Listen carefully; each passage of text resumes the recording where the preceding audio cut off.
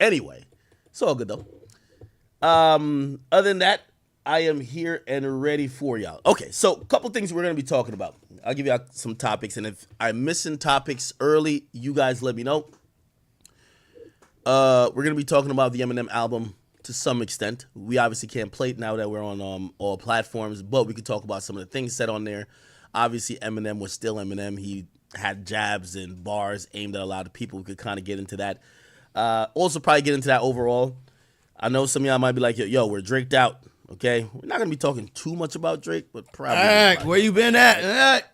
We're gonna be talking about the 2024 Where you been at? hip hop media list. Okay, Complex at this point have kind of coined the hip hop media personality list, which is seemingly, remember when Double XL had the freshman list where they were just known for, being the aficionados of saying who's the newest hip hop artists that are freshmen. It appears that Complex has kind of done that for the media space, okay? Except they released rankings. Now they released their second inaugural rankings. I'm almost looking like an award, but I don't think it's an award. And we'll get into that. I'll leave the cliffhangers and spoilers for later. Julio Fulio say he finna go live. We got Serena who's dissing Drake, so I guess we are gonna be talking about Drake a little bit. Rumors about Kendrick and what his next moves are, whether it's an album. I've even heard people talk about maybe a compilation album. So there's a few things that's floating around when it comes to Kendrick. Hopefully we could get address that too. That's not the only thing going on. What the hell's a compilation? What? What else? Let me The hell is that? see. A compilation album. There's like a bunch of topics over here. Let me see what the hell. By the way, I could also spam topics. Ice Spice and who? Central C. Is it great marketing or just the natural order of things happening? There's a lot of things that went down recently. We all know they've been teasing like they're together. The girlfriend supposedly of or the ex-girlfriend appears of how Central C came out to expose some shit. We have SBs to talk about. That'll do with the Serena shit. And what else am I missing? Diddy's mom actually, she's been suffering through some health issues. I want to send our prayers to her. But there is new information that's saying that the grand jury allegedly is in its final stages, which people are expecting an indictment supposedly any day. We'll get into that, but we're not trying to do too much on that. What else?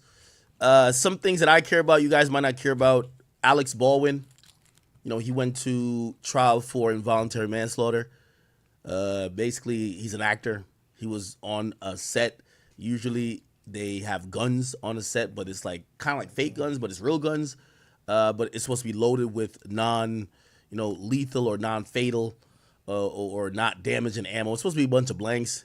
He pulls the trigger, somebody get killed. So some fuck up happened. Because he pulled the trigger, he was actually charged eventually because it was a big media story. That case has now been resolved, it appears. So we'll talk about that. Bronny James, you know what I mean? I don't want to dogpile on Bronny, but salute to Bronny. We'll definitely talk about that too. So, somebody said, what else? There's some random situations. I don't know if y'all care for me to talk about these things, but if we're gonna be kicking it here for like a good, if I could give y'all 8 hours today, that'll be good. Y'all want an 8-hour stream? We would probably be good today if we do that. Nigga in Philly, okay? If you're from Philly or know Philly colloquial terms, they like saying you on some nut shit. Well, I guess somebody took that literally. Somebody nutted on a female's leg. The dude ran out of the store, and finally Philadelphia police has caught the motherfucker. And I have a lot of questions and a lot of thoughts about a motherfucker who could just see a random woman in the store and nut on her leg while she was passing. That's crazy, okay? That nigga need to be on Plug Talk. Like, what? The nigga nutted on command, instantly? That's just crazy. Anyway, we'll talk about that. What else? After last hilarious stream we did, I got a couple people who hit me up. Not everybody had fortunately and unfortunately, I don't want to spoil the media ranking list. I don't think we get ranked on the media ranking list without what we do on stream these days. Stream is very important to what we do these days. However, I always tell y'all we started stream to be low key. And yeah, anytime I mention somebody, whether jokingly or not, they hit me up. Shout out to my man Safari. I guess he watched the video or bit I did about him and whatever, and he said, "Ak, you're a fucking genius. You're hilarious, and you're right. It's everything you said. I was thinking." I'm like, "All right, appreciate that." Roddy Rich also hit me up. You know what I mean? And we had a conversation. But yeah, yo, a lot has gone on. Okay, we're gonna kind of get into certain stuff. So you guys, let me know how you want to start. Don't matter to me. We're going to jump on the chat today. You know what? We're going to chill with the chat today, man. Shout out to the chat. We're going to do the Discord. We're going to do everything today. It's our day off. Let's make sure we got all the information that we need. Don't worry about the music. We're going to listen to the music later on tonight. You know we're going to listen to music. But now, let's get some good topics in, bro. It's been a while since I've been able to... Not even a while, only a week, but it's been a while since I've been able to... Y'all know it's Saturday, so we are going to be streaming a good 12 to fucking 18 hours. Like, it's going to be a long day. So let's go. It's going to be a long one. Don't matter to me. Okay. How do y'all want to start, people? All right, let me pull up comments first and foremost. YouTube, what is good with y'all? I see y'all up in this bitch. John Blue, thank you for the donation. I'm not going to read it yet because I don't want to spoil it. And Hemi Lifestyle, I see you, my boy. I hope you living good and prospering. Okay. We could start off hot if y'all want. Y'all want me to talk about the media list? Or y'all want me to talk about some of the Kendrick stuff? Or y'all want me to talk about, unfortunately, Diddy? Whatever. Or Candace Owens. Oh, yeah, Candace Owens and Eminem. Well, Candace Owens been on an ethering spree. She got an M, and then she got it. Well, before, she did an interview with Don Lemon, and I'm going to be honest with you. She was going crazy. Like, she was, like, trying to drop 30. So, Candace Owens is a fucking disgrace of a black woman. Disgrace. Update on 6ix9ine's IRS cars. Okay, put 6ix9ine on the list, too. I'll bring 6ix9ine up later. The female prison guard. Oh, I heard she's spoken out. The dude who fucked her is trying to get on the stream, but I'm trying to get her on the stream. I was like, yo, what the fuck am I talking to the prisoner about? The prisoner's manager hit me up, which I was confused. I was like, wait, does he rap? Nah. Why the fuck you need a manager?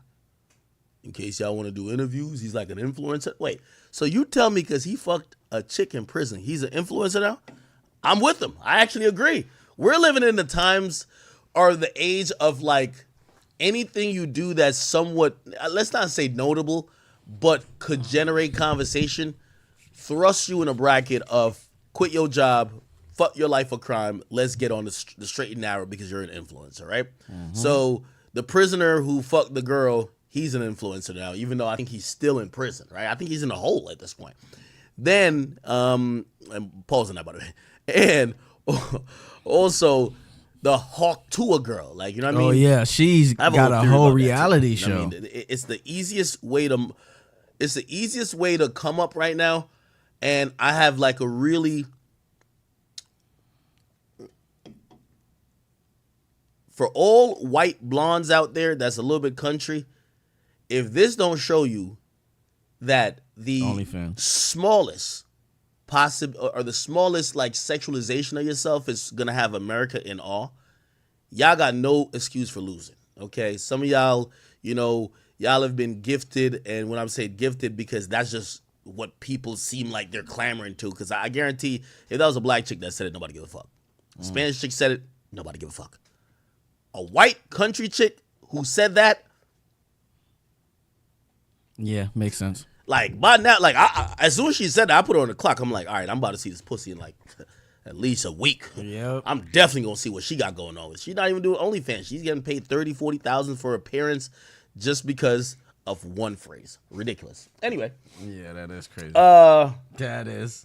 Yeah, somebody says the London crazy. Yeah, that London video supposedly isn't fake because the woman did get arrested for it. So Shorty got arrested for it. Hold on. Who got arrested for what? Cause I wanna make it. You nasty girl, wanna make it. All right. We'll start off pretty hot and kind of talk about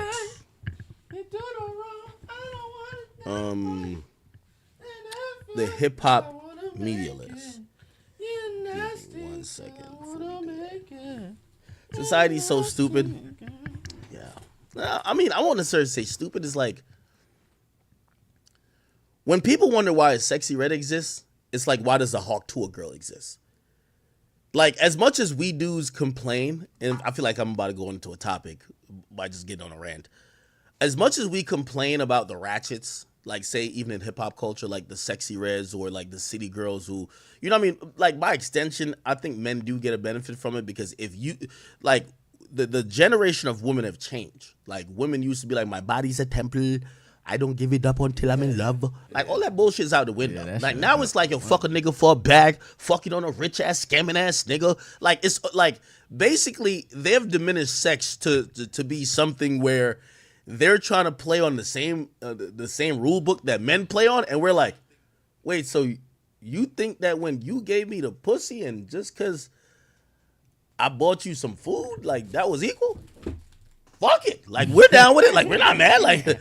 you know, back in the day, you had to like court a girl. You had to like really put some time and effort, make her think you're really gonna wife her.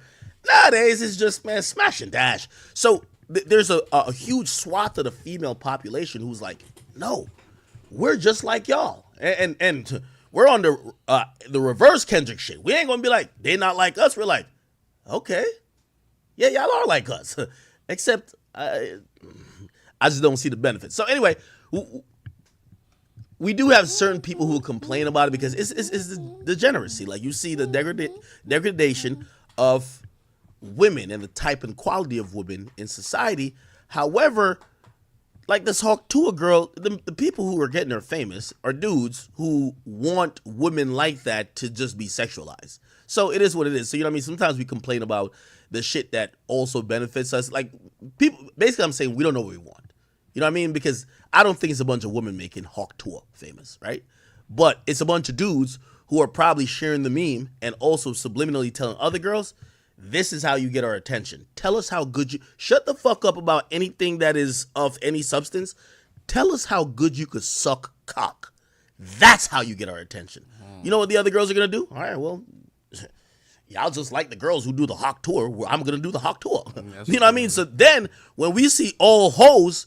We then start complaining. Damn, it's too many hoes out here. Damn, where's the good girls? So it's the nature of the human spirit. We're never really satisfied. You know what I mean? Like, us dudes, we want all the hoes, but we want some pure good girls as well. That's untouched and never been whatever. You know what I mean? Like, for example, I'll give you a quick example.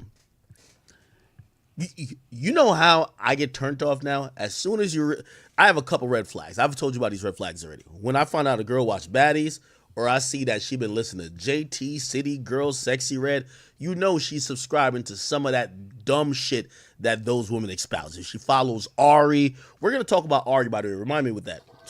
That was hilarious. She posted some shit about her birthday, and I've seen every girl's Instagram, like, I'm just on my Explorer page. Every girl's Instagram story shared that one fucking post of Ari celebrating her birthday, and everyone had some shit like, one day I'm going to get this guy.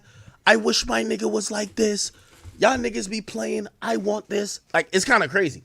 However, I forgot to use my point to say that.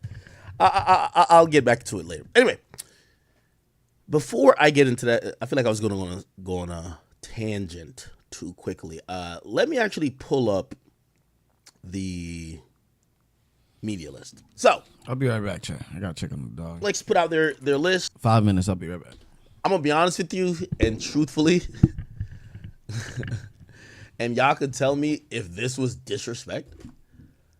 I had no fucking idea the list was coming out. I had no idea. Well, I figured I was going to be on the list. But I had, like, nobody gave me a heads up. Nobody was like, yo, Ak, you want to get an interview? Yo, Ak, you want to send in some new pictures? Nothing. You know how I found out? I'm on just Instagram, and like an old friend of mine just DM me and say, "Hey, congratulations," and I'm like, "For what?"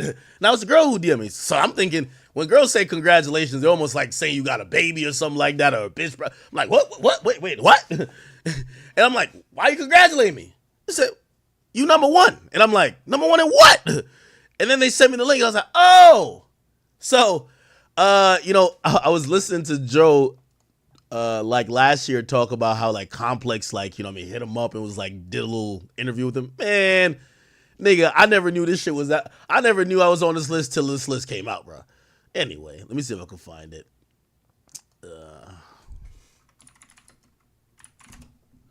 Media list. Here we go. So it's a power ranking, and it's the hip hop. it's the hip hop. Let me make sure I get this straight. The hip hop media power ranking list of 2024. They're saying this is the annual list of media power rankings that reflects which personalities dominated the past year. Now, I have to kind of like, once again, at least read their criteria, because with any list, if you don't consider their criteria, you go off what you think should happen, you're going to be fucked up. So they said last year we published our inaugural hip hop media power ranking. Joe Budden took the top spot.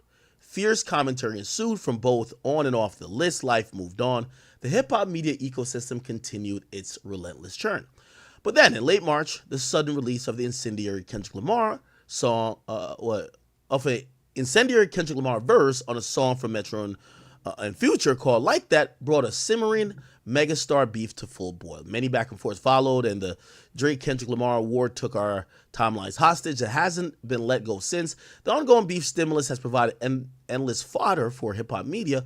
Those who leaned into his hardest benefited greatly, while some stayed out of the fray lost ground. The 2024 hip-hop media ranking reflects the shifts that have resulted as the smoke of the battle is cleared. There are 7 newcomers who weren't ranked at all, plus a new name at number 1. As with previous lists, the ranking below reflects the current moment, not the entirety of one's career. Okay, this is what I wanted to see. So it reflects the current moment, not the entirety of one's career. We ranked each media personality based on their impact in the space since the release of our inaugural list in 2023. Complex employees and hosts were not eligible for inclusion. Let the debates begin. Now, because I want to give my opinion on the list overall. Actually, no. Should I start at number 1 or 25? You tell me. Should I start at number 1 or number 25?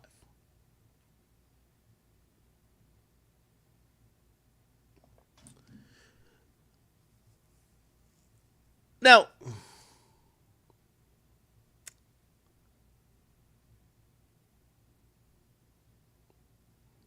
I'm looking at y'all comments.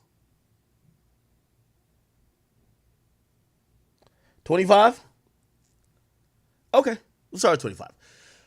All right, so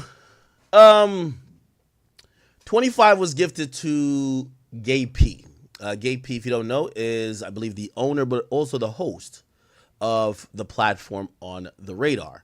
Now, On The Radar is actually a pretty dope platform. It's a platform that, at this point, it's the East Coast version of what the LA Leakers freestyle is, but it's a lot more than that. It's a place for new discovery. It's this place that's been pushing the envelope, and it's one of the dopest places you could see new upcoming talent showcase their talent more than just an interview, or sometimes these days when it comes to media, people have to showcase personality and music.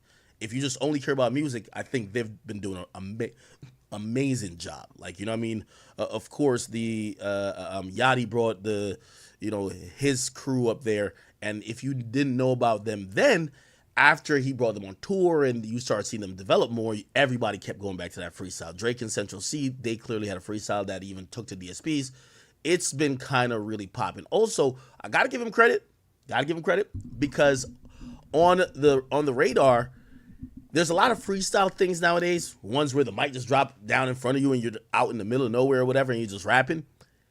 he's made it where artists respect his brand and platform. By the way, I got to shout out to Fabio. Fabio murdered his shit too. People, you could tell they're taking his shit serious. They're almost looking at what he got going on with On the Radar, like BT Rap City, like the freestyle. If you guys know anything about hip hop, BT, Rap City, with Tigger, like, yo, people used to really take that shit serious because they knew that shit was gonna live forever. And I could see people writing custom verses and really wanting to put their best foot forward. So him being on here, I like this. I'm gonna tell you why. Because again, and off top, if we're talking about platforms versus personality, and this is where I have to give my criteria if I'm gonna give comments on the list. So before you hear any comments on this list, let me tell you how I think of the space. I think we have media personalities and then we have media platforms. And a lot of times, some people might have a great media platform, but them as a personality isn't the thing that, is the most viable in the space at the time. Let me give an example. For example, I do believe when it comes to, like, for example, Say Cheese. I like Sean Cotton. But Sean Cotton, I do believe the stronger point of what he got going on is what he's curated with his platform. Say Cheese, amazing platform. I'm going to be honest with you. And it's just mutual respect for me and Sean. I'd raise hell if there was a hip-hop platform list and Sean Cotton not top, well, Say Cheese, and Sean Cotton owns it, was not top 10. Like, come on, we got to make this shit make some sense. You know what I mean? Like, the guy's been really doing his thing.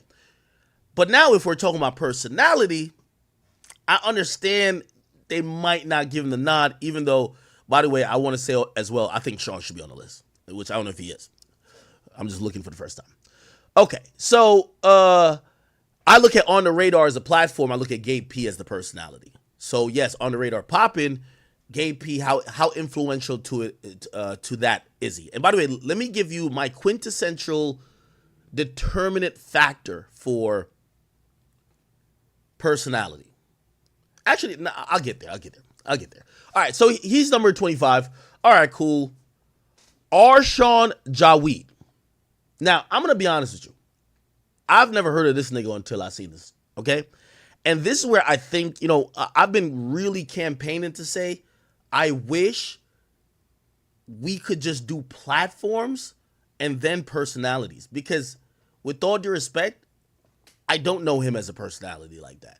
I do know about Kids Takeover. You get what I'm saying? Like, is he like the main person on Kids Takeover, or am I tripping? Let me see. Yeah, Kids. Yeah, so like I think Kids Takeover is a really viable platform, but I don't know. Like, here's my thing about a personality. If I don't know none of your hip hop opinions, I can't just be like, oh great. I'm sorry. You know what I mean? That's what I'm saying. Kids Takeover, I think it should be on the list for platforms. 100%. That's why I keep saying, even with the BET Awards, let's have two categories. One for personalities, one for platforms. Because there's certain type of like personalities who they might just bounce from platform to platform, but their takes, their effect or opinion on hip hop actually is what make them viable. And then there's certain platforms that they have platformed so much hip hop that they're a factor. That's what I think Kids Takeover is. Okay. All right. Jason Lee. Okay. This was interesting. With all due respect, I love Jason Lee. You know what I mean? Pause. I know he's gay. That's my guy though. Still, don't play with him. Anyway, I think Jason Lee is just a power player in media. Hip hop, I don't know if I could really say he's like. And by the way, I don't want this to sound like I'm just criticizing everybody, right? But I'm also like, I'm scrutinizing the whole list too. His stuff is a lot more like Shade Roomish, but I'm not gonna lie, a lot of the stuff they cover kind of shapes and mold, especially female hip hop, and female hip hop has been on the uptick in the last year. Like, there's a lot of things that has shaped always, Cardi B and Nicki and Meg and whatever the case is, that has originated from Hollywood Unlocked and with Jason Lee, obviously. And I've even gone to them for that. Other stuff, I can't say. I mean, again, Hollywood Unlocked and Jason Lee definitely in the power media list in black culture. When I think of hip hop, where I'm basing it around the music primarily, not as sure. Okay.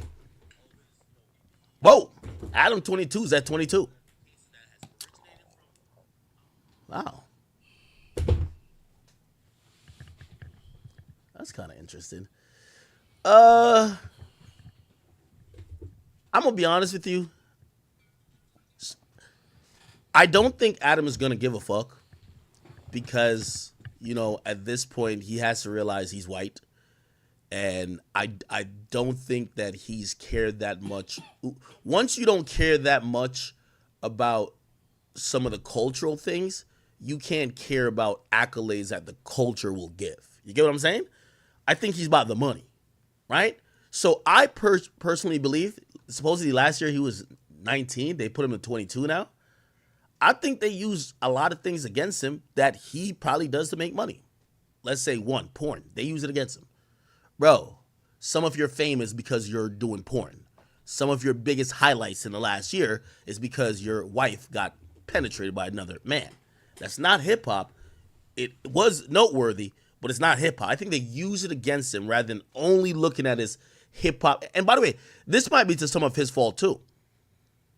Some of the things, because I think Adam does a lot in terms of interviewing hip hop artists and a lot with hip hop, but because some of his bigger moves end up being porn or some other stuff, it overshadows the hip hop aspects of what he does. Because I'm going to be honest with you, whether you want to call it culture vulturish or not, when it comes to like some of these smaller rappers or like rappers from Chicago and other people, Adam is still top 5 in platforming the most upcoming rappers, period.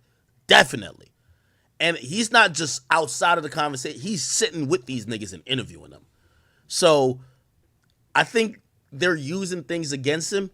And it's probably just because he's involved in a lot more other things that they're probably just saying, it's kind of like the Jason Lee ranking. Like, Jason Lee's a top 10 power media person overall, which I think Adam is too. But if we're talking about hip hop, they're like, well, yeah, you're lit, but not necessarily for your hip hop. And this is where I get to like the criteria. If I'm thinking about a media hip hop list, if I was on this list to vote or on the committee to vote, the first thing when determining my list, I'm going to say this. Does a opinion about hip hop or music from you matter? That is a main thing. I think the Drake and Kendrick thing was one of the things that showed. There were certain people didn't give a fuck about what they said. There were certain people did. That's a big indicator of how the ranking, in my opinion, should be when it comes to media personality within hip hop. Right? So I think they're looking at Adam like, yeah, we don't really, a lot of his notable, moments, which by the way, I could tell they're not that researched on Adam. He just did the Kodak Black interview like 3 days. They put it as his most memorable moment in the past year. That's crazy. That's kind of fucking crazy. You know what I mean? And then they put the Fulio interview. You can tell they just put anything. Like, bruh, they put the Fulio interview just because Fulio died. Like, they probably just seen in their search. Oh, that's the no. Like Adam has been doing really notable things. It's just that he has other things that are a little bit, more popular. Now, Van Lathan.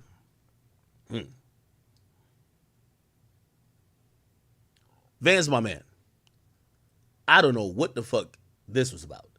It's like, with all due respect, it's no way you put Van Lathan. Van Lathan is more into politics. He does say and expound hip hop opinions, cultural opinions, but ain't no way you got Adam 22 and Van Lathan 21. Come on, bro. Even if you think that everything Adam says is trolling or a bunch of bullshit, come on, bro. Come on. Like, come on, right? Oh, my boy Trap Lord Ross, he's 20.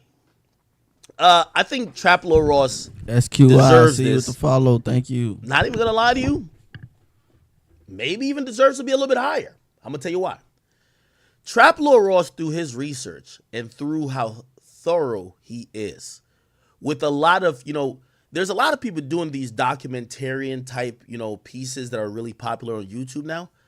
Trap Lord Ross, not only has he set up what he got going on as like a fucking movie, like he's the only nigga dropping shit for 6 hours or 3 hours and we'll watch the whole thing. But if we're talking about a personality or someone who has impact, not saying that we weren't already saying the King Von thing, but everybody reacted to the King Von, is he a serial killer question because of him. Again, not saying he's the first person to say it, but he made it a thing where every Chicago rapper that went to an interview had to answer that question. Yo, do you think King Von was a serial killer? That's where I'm going to say there's a lot of impact. A huge amount of impact, right? I think he mentioned also, or he categorized even the YoungBoy situation, and I think YoungBoy kind of like indirectly kind of like almost responded to it as well. So Trap Lord Ross, I'm gonna be honest with you, definitely deserves to be on this list, if not a little bit higher. Okay.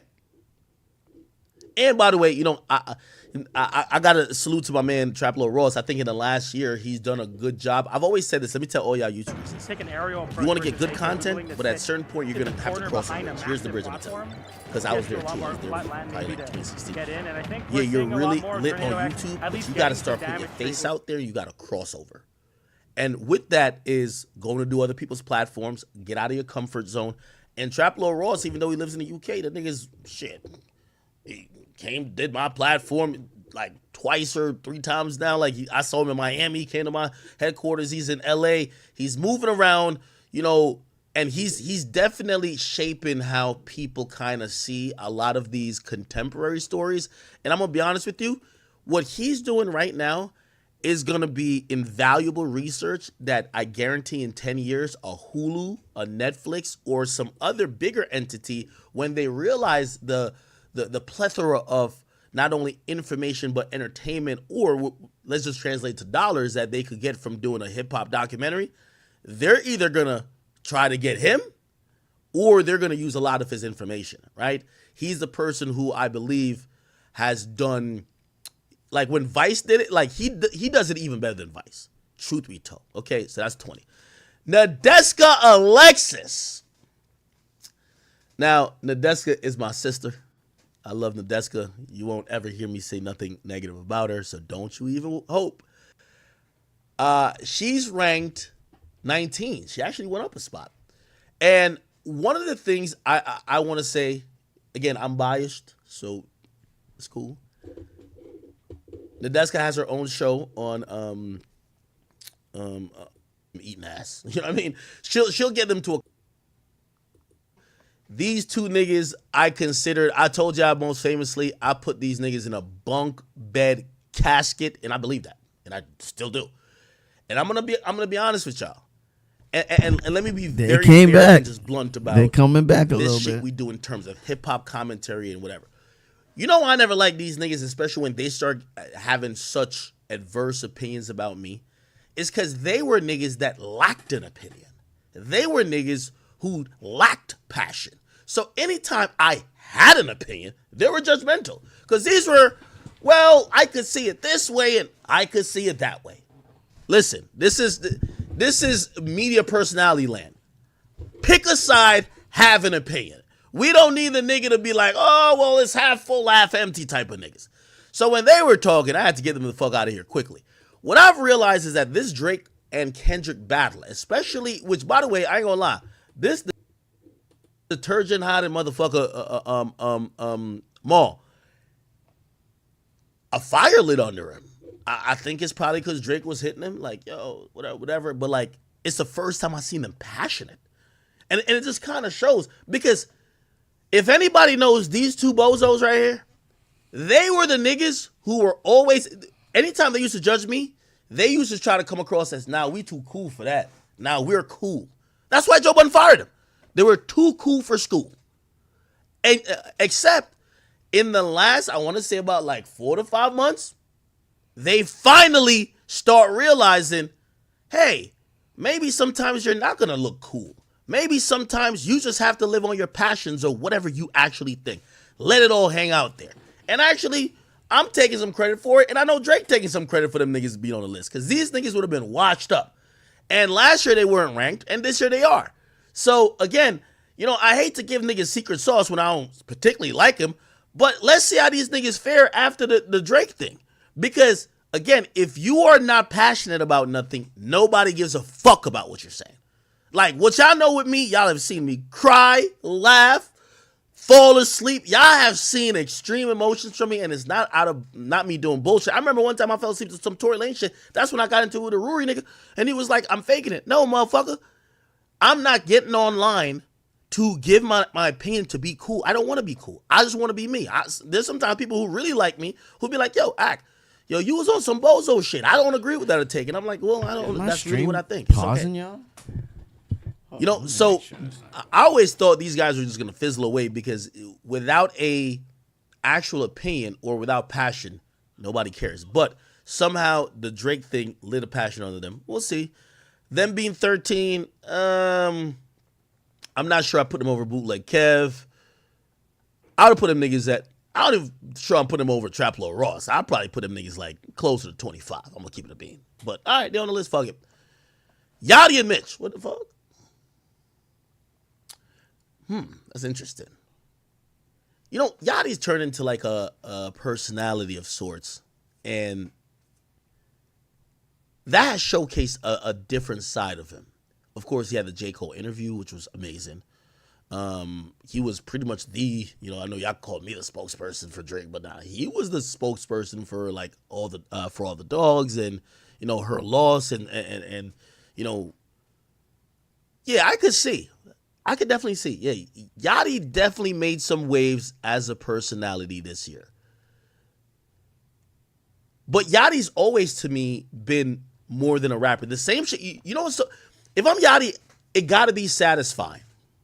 It has to be satisfying, right? That currently, he's getting praise for everything they criticize him for. I remember me and Yachty talking privately, nothing too invasive, so I could share it. When he said, you know why they get mad at me and they hate me more than they hate everybody else on that 2016 freshman list? He said, Uzi's not going to answer those questions. He's not going to respond to that publicly. 21 ain't going to do it. But me, I'm not going to duck the conversation. I'm going to go answer that head on. But then they make me the poster child for, this is the trash guy who blah, blah. And he's like, I'm just not going to sit on my opinion and not give it. So he was crucified for that back then. As time went on, not only have people realized Yachty's like an amazing genius when it comes to music, he helped out Drake, right? People have realized, damn, he actually has some opinions about not only culture, but even the conversation with him and J. Cole. You saw that Yachty was pretty much a student of the game, right? And if we're talking about growth, that is such a tremendous growth for Yachty, who, when we saw him start, like with all due respect to Yachty, when we looked at the 2016 freshman list, if everybody had to just, they said, don't judge a book by its cover. Let's say we're judging that cover by the cover. We would have voted Yachty as the dumbest nigga on that list. He looked dumb. Like, that nigga looked like an airhead. What he's proven since then, he wasn't Trinidad James. And I'm not saying Trinidad James is dumb, but Trinidad James, for a minute, until he got, I want to say, relevant, he became a caricature of his own self. Now, Yachty had the gold grills in, and he had the red hair. And if Yachty was saying, I got to stay in this character for my whole career, he would have been out of here. You know what he did? He grew. You don't even see him really as much or ever with even red hair or them beads, or you don't see him with the fucking, like, he just has his regular teeth, or not regular teeth. He got his little veneers in. You know what I mean? He's changed up his look for a more mature look, which shows that he had to go through the process of ditching the character that could be a character. It's time to get my first interview. I'm just thinking about that, chat. I've been holding back on that.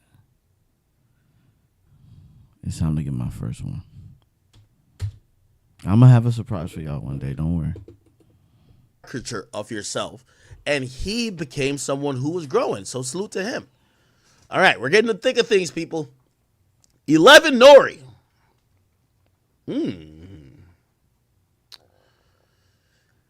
This is interesting to me. So Nori being at 11 is a little bit shocking, but I get it. But I'm also wondering what's going on. Now, when we get to the Nori, who else? Gillian Wallow and Joe Budden conversation. Those guys always had the best podcast. But I feel like last year and the year before, especially, Drink Champs, I thought it was like pretty much number one in terms of podcasting and shit. Definitely one of the big platforms to be on. I can't tell if maybe Drink Champs has lost his luster. And by the way, I'm saying this respectfully. I love my media partners. I'm never trying to shit on, especially the guys who I know they don't shit on me. But I'm speaking of, like, I remember, I think they dropped on Sunday. Niggas used to be like ready to, or maybe that's the cause of what happens indubitably when you have a interview platform. When you have an interview platform, it might just revolve around who you interview. And even though I think anytime I've seen Nori away from that platform or Nori's just talking, Nori even came on, I did an episode of Everyday Struggle with him back in the day. Nori is extremely smart. He's also opinionated. He's funny. He's an entertaining guy when it comes to hip hop takes, but he is an interviewer when it comes to Drink Champs, and maybe didn't have the, because look, they're saying the most memorable interviews or moments was Benzino and Luda. I guess that won't do it, right? But I'm kind of shocked that he fell out of the top 10, because pretty much he was definitely top 5, and his podcast, I still believe his podcast is a top 5 podcast, but Nori is the life and soul of that podcast. Anyway, let's keep it going. By the way, Nori, I love you. Those are no shots. Nardwar. Okay. Now, Nardwar is someone I can't even really, like, try to figure out or try to, like, yo, is he, no matter where they put Nardwar, he is another one of the legacy people on this list. You just got to give him his credit. Nardwar, you're amazing. Nardwar, you're one of the reasons a lot of people do what they do.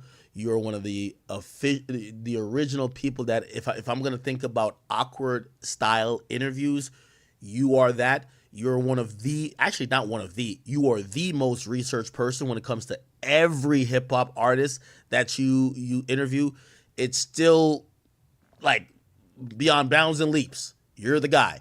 So you being 10, despite, the Tyler Creator interview did do good. Obviously the Ice Spice joined 2. I think, did he catch Uzi in the last year, or was that tripping? It still doesn't matter, or was it Cardi? I can't remember. Anyway, regardless of that, Nardwar is Nardwar. I'm not going to judge his position. Gillian Wallow. I was also surprised by this too. Gillian Wallow, I still think first of all, Gillian Wallow, I could watch them on a reality show. I want to watch Gillian Wallow on a reality show. Literally. I watch their stories and their posts like it's a reality show. Two of the most hilarious people. I like their dynamic. It's one of those things, when you see like a duo and it makes you feel good? It makes you feel good watching these two interact. When they joke on each other, when they clown each other, when they wrestle, when they start, like, it's just good. They also put artists in a really good place. Now, the only thing I would say about why I could even justify, if I'm trying to justify this list, them being ranked 4 last year and this year being 9th, I'm wondering if hip-hop, or was it a down year for hip-hop podcasts? And I'm going to connect it to the Drink Champs thing. Was it a down year for hip-hop podcasts who, by and large, rely on interviews? Or are people looking at podcasts a little bit different? And I'm going to get to like some of the late, well, we're going to get into 8-1. But I still think Gillian Wallow have a top 3 podcast that is in hip-hop. So how could their power ranking fall if they still are top 3 in terms of a podcast? I still think that if we're talking about hip-hop podcasts respectfully, and I don't even think I do even off the record enough to really qualify in that conversation anyway right now. But I still think it's Joe, Drink Champs, and Gillian Wallow. Like, what, with all due respect to Matt Hoffman, there's some other podcasts, and they're still top 3.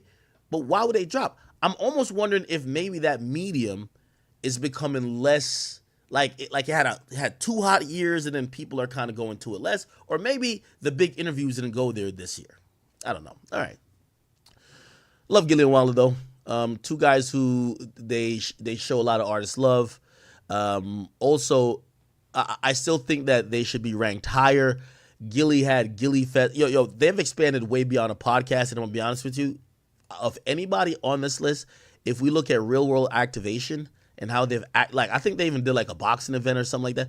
These guys have really activated their audience, and them being a media personality, we have to think about that too, right? It's not about just who has talking points, right? Like, yeah, maybe they're not giving the hot takes, but their impact is much more vast, if you ask me, right? So, salute to Gideon Wallow, $1 million worth of game. Anthony Fantano. Now, y'all know I don't like this fuck nigga, so I'm not even going to sit here. I can't even lie nowadays, right? I don't even like this fuck nigga, bro. He's number 8. Oh, man, I don't even like this fuck nigga, so I can't even say. But, I think he was ranked too high. I'm going to keep it a beam with you. Like, I don't think he deserved to be number. Y'all going to be honest with you? But again, I'm not a guy who looks to y'all reviewers. Crazy. Nah, fuck that. Let me just keep it beam. This nigga trash. If y'all gonna put Fantano on this list, gang, on drugs, I would have took this bum ass nigga out completely. Facts. Anthony Fantano. I take this bum ass nigga off the list completely. And you know who I put? If we're going in that lane of people who react or review music, I'm putting Zeus and I'm putting Zeus and Belu. Zeus, I'm sorry. Y'all can get mad all y'all want. Zeus and Belu, I'm putting right here, bro.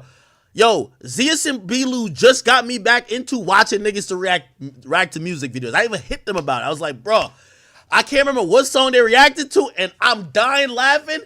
But it feels like, they're so relatable, so cultural. I'm sorry. I'm going with Zeus and Belu, bro. I'm sorry. I don't care. Okay? And here's the thing. And, even though I kind of am hating on this fuck nigga right now because I don't like him because he talks shit about me. But I'll say, bro, I don't think he aims to be like a hip-hop guy. I think he reviews all music. Now, if we're talking about... And I don't want to hear someone who just comes on like, bro, all he does is criticize. He doesn't like anyone. It's the easiest takes ever. Well, I don't like this because of this. I don't like this because of this. I'm like, nigga, so what do you like? It's like, bro, you don't like anything, fam.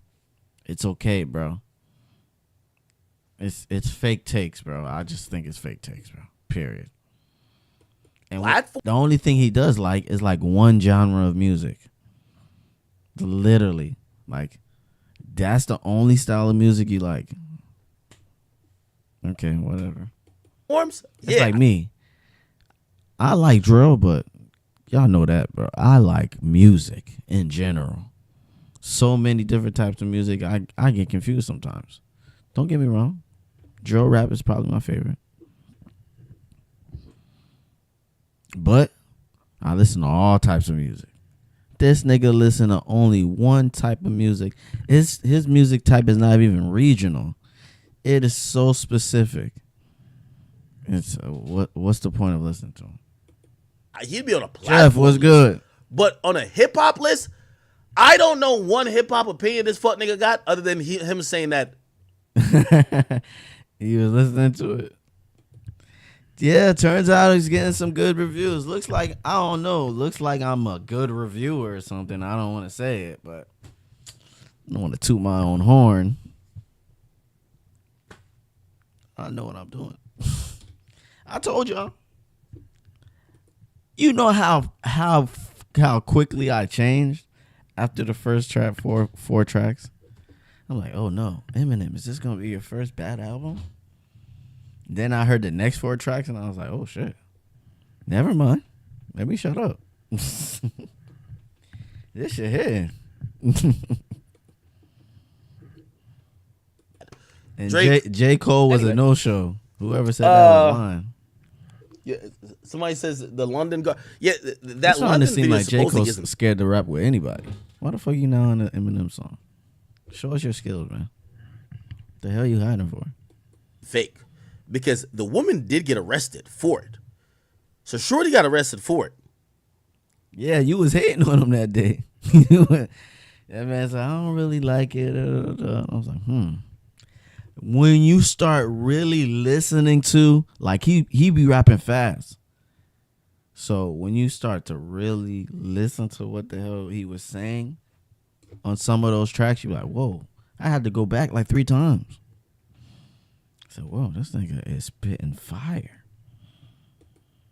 Hold on. I don't even know, like, can't even remember the analogies off the top of my head, but I know they were fire.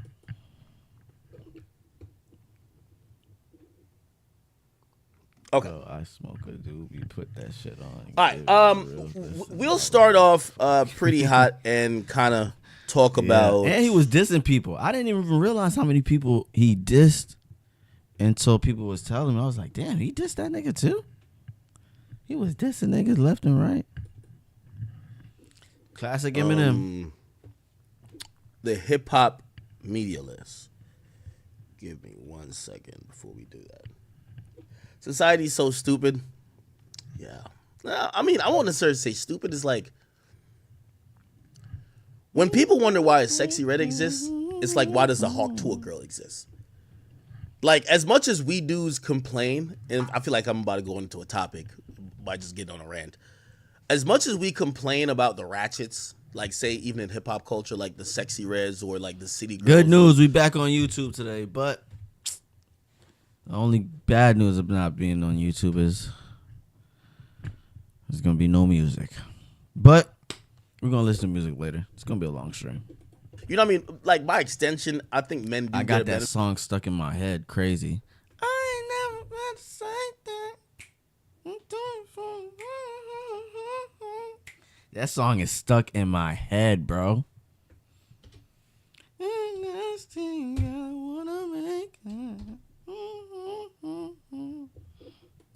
Benefit from it because And I just found out it was a white like, guy who made that song.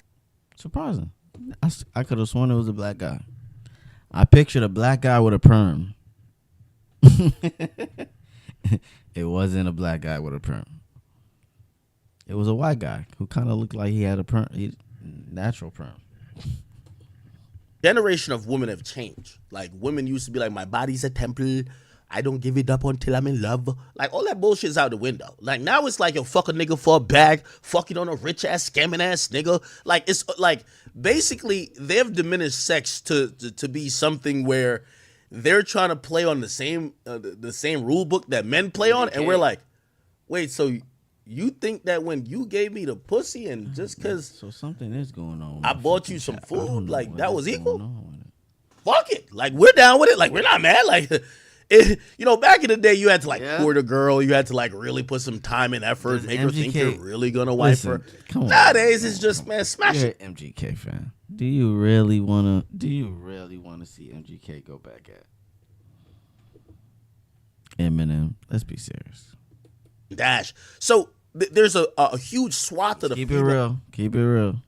population who's like, no, we're just like y'all. And we're on the reverse Kendrick shit. We ain't going to be like, they not like us. We're like, okay. Yeah, y'all are like us. Except I just don't see the benefits. So anyway, we do have certain people who complain about it because it's the degeneracy. Like, you see the degradation of women and the type and quality of women in society.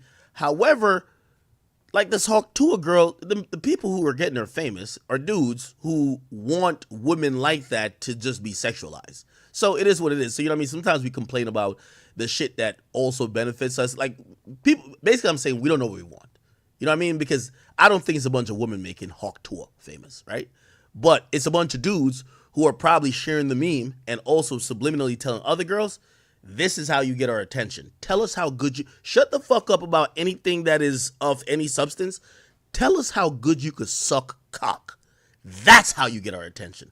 You know what the other girls are going to do? All right, well, y'all just like the girls who do the Hawk tour. Where I'm gonna do the Hawk tour. You know what I mean? So then when we see all hoes, we then start complaining. Damn, it's too many hoes out here. Damn, where's the good girls? So it's the nature of the human spirit. We're never really satisfied. You know what I mean? Like us dudes, we want all the hoes, but we want some pure good girls as well. That's untouched and never been whatever. You know what I mean? Like for example, I'll give you a quick example. You know how I get turned off now? As soon as I have a couple red flags. I've told you about these red flags already. When I find out a girl watching. Good thing we started back. Okay, this is what I'm doing. I can't believe I watched this for this long. We could just do platforms. Oh, wait a minute. Talking about growth. We went back? That's what's going on. Bro, I don't think he aims to be like a hip-hop guy. Power went out. I think he reviews all music. Time. Actually, now if we're talking about that happened to me a couple streams ago. Platforms, yeah, he'd be on a platform list. But on a hip hop list, I don't know one hip hop fucking sucks. Opinion this fuck nigga got other than him saying that. The AC almost broke in my house the other day. Oh man, I almost cried, bro. Somehow we got it to work. We had to get a new thermostat, but that shit would have been. And it's Florida mid-July, and that's always when the fucking AC breaks. It's too hot, bro.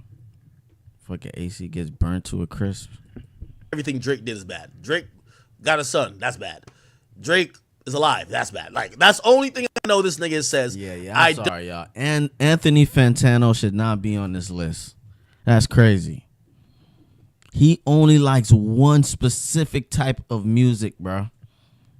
I watch this nigga, bro, and be like, bro, do you really only like New York type of Nas rap? Like, what? It's the weirdest shit. Like, nigga, nobody is really listening to that, like, right now. But it's still good. I like that rap, too. But to be like, I hate everything but that type of rap is like, I don't really want to hear your opinions. Don't know anything else this nigga said in terms of hip hop opinions the last year. But maybe I'm not tuned in, so I'm not gonna be mad. Ebro. Y'all crazy. Anthony Fantano's crazy. Yo, Chai, am I full of hate? Ebro being up here on as number 7. I ain't gonna lie, chat. I'm gonna give this shit one more hour, which is cool. I'm glad we back on YouTube, and don't worry, we're gonna be doing Starfield on YouTube a lot. But y'all do know my streams. I don't even feel right unless I'm listening to music. That shit is in my blood. So for anybody on YouTube, anybody on Trovo, make sure you go to Twitch, you hit that like, that follow, subscribe button, and you come to Twitch when I restart the stream, which is gonna be an hour from now. Because we got to listen to some music. There's new music out right now. All these tabs I got up here is new music. I'm trying to listen to them. I want to listen to concerts. And I want to play games, which I am. But we got to listen to music. Apparently, the new Call of Duty is coming on Game Pass day 1. So it's going to be a good time to stream. That's all I'm saying. My bad. I'm going to stop interrupting, bro. But I really do want to listen to music. I might restart it in a little bit. Man, I don't know one thing Ebro has done. Yo, I feel like Ebro just got this position because of his power in the game. I keep telling you, Ebro is the most powerful media personality in the game. Ebro runs Apple Music. So if Ebro wants to shut your shit down to Apple Music, he could playlist your shit at Apple. He's a global head of hip-hop at Apple Music. I don't think he should qualify for this list. To keep it real, every time I've listened to Ebro, he sounds out of touch, sounds like he's lost in the 90s, and clearly has zero idea what's going on currently and is not in the know. I'm sorry. When I'm listening to a nigga like that, basically just spew out shit that like he think he's on Hot 97 in 2004, I'm usually like, God damn, who watches this shit? But there's probably an audience. It's probably the 35 plus crowd. You get what I'm saying? And yeah, I mean, other than that, like, put like this. It says a Gunna interview. I didn't even know he did a Gunna interview. Or maybe I watched. What's up? It's the first time I've seen this. You get what I'm saying? Nigga, it's no way. Yo, if you in the top 10 and you got a Gunna interview and we all want to see Gunna, Nigga, if Gillian Wallow got a Gunna interview, nigga, we'd be watching this shit like it was going out of style. Nigga, if we had Gunna on Drink Champs, it would be going crazy. Nigga, I don't know what the fuck this nigga's talking about. Like, again, you know, I will give Ebro this. He does have strong opinions. 100% strong opinions on hip-hop. Whether I think they're outdated or not, he does, like, I give him that credit. He's not a play the middle type of person. So maybe actually he does deserve, I guess he does deserve to be on it. I guess I'm critical of the top 10 because it's like, bro, like, are you making waves out here or what? But does he have strong hip-hop opinions? He does. He definitely does. Okay. That makes a little bit of hate with a little bit of, you know what I mean? DJ Vlad. Clap it up for Vlad, man. Now, I'm going to take slight credit for Vlad being on here. I know I'm about to be number one, right? Hold on. Let me explain. I think, first of all, Vlad is the OG of new media. OG. If you I this, don't think Vlad should be up here. I don't know. I don't listen to Vlad that much. His hot takes. Vlad is actually, this is decent, but number 3, all he does is do Boosie interviews. I don't know. That's the only time I watch Vlad. I guess I'm the only one. The Boosie interviews. That's it. If it wasn't for that, I probably would never see him. I'm gonna be honest with you. Maybe through pure and petty annoyance, Elliot he's been going hard, man, in the last year. You know, I think there was a battery put in his back by Drake saying that he was doing run and gun interviews at motherfucking Rolling Loud. And also a lot of people questioning him saying, hey, I don't know how old he is, but I think maybe 50 or over 50. They'd be like, listen, a 50-year-old guy, you don't really fit in when you're talking about hip-hop because it's a young man thing.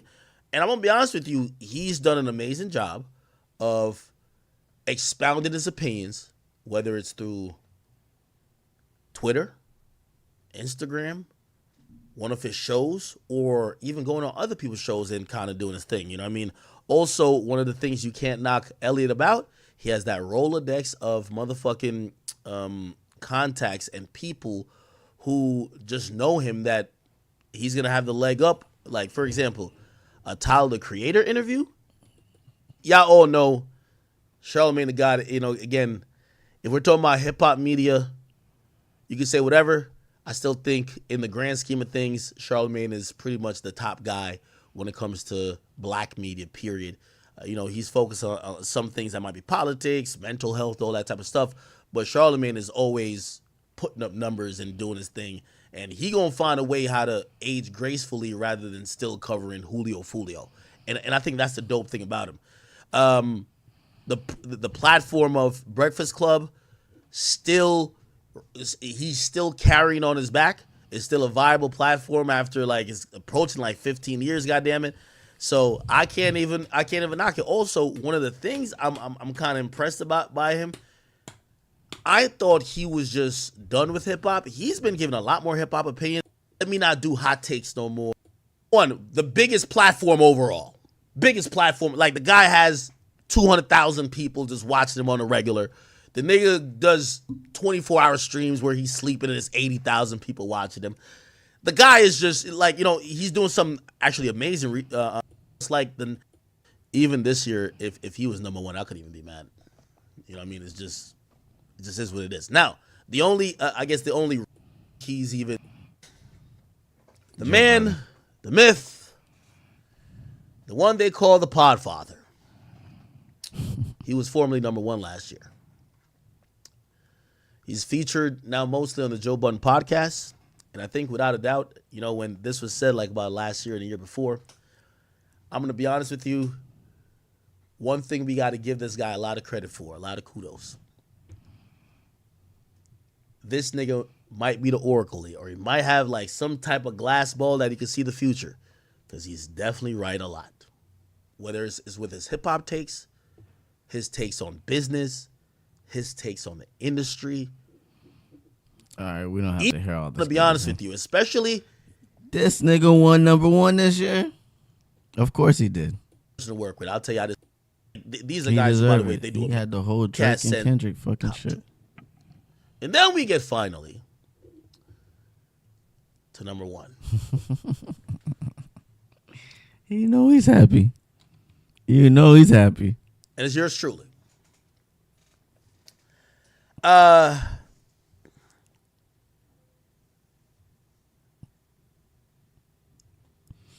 Interesting. I was a little bit surprised that I was number one. Not because I don't think I deserved it. But in life, what's always driven me is that whenever I thought I deserved it, I didn't get it. I've never gotten the validation ever in life that when I felt I worked hard enough, it came back. And I have resentment about that in many different places in my life. But I've also realized that resentment made me work hard. That resentment makes me knock out a 10, 12-hour stream like it's nothing. That resentment makes it when I know they're going to go meet up once a week and the rest of the time they're going to be at bars, this and third. They're just having a good old time. I say, I'm going to go create content. Fuck vacations. I haven't been on a vacations in 2 years. That makes me work hard. So I'm not one who, even though I'll be salty at times, but not being number one or just being slighted, it tells me to work harder. And then I see this honor bestowed upon me that, Aki, you're number one.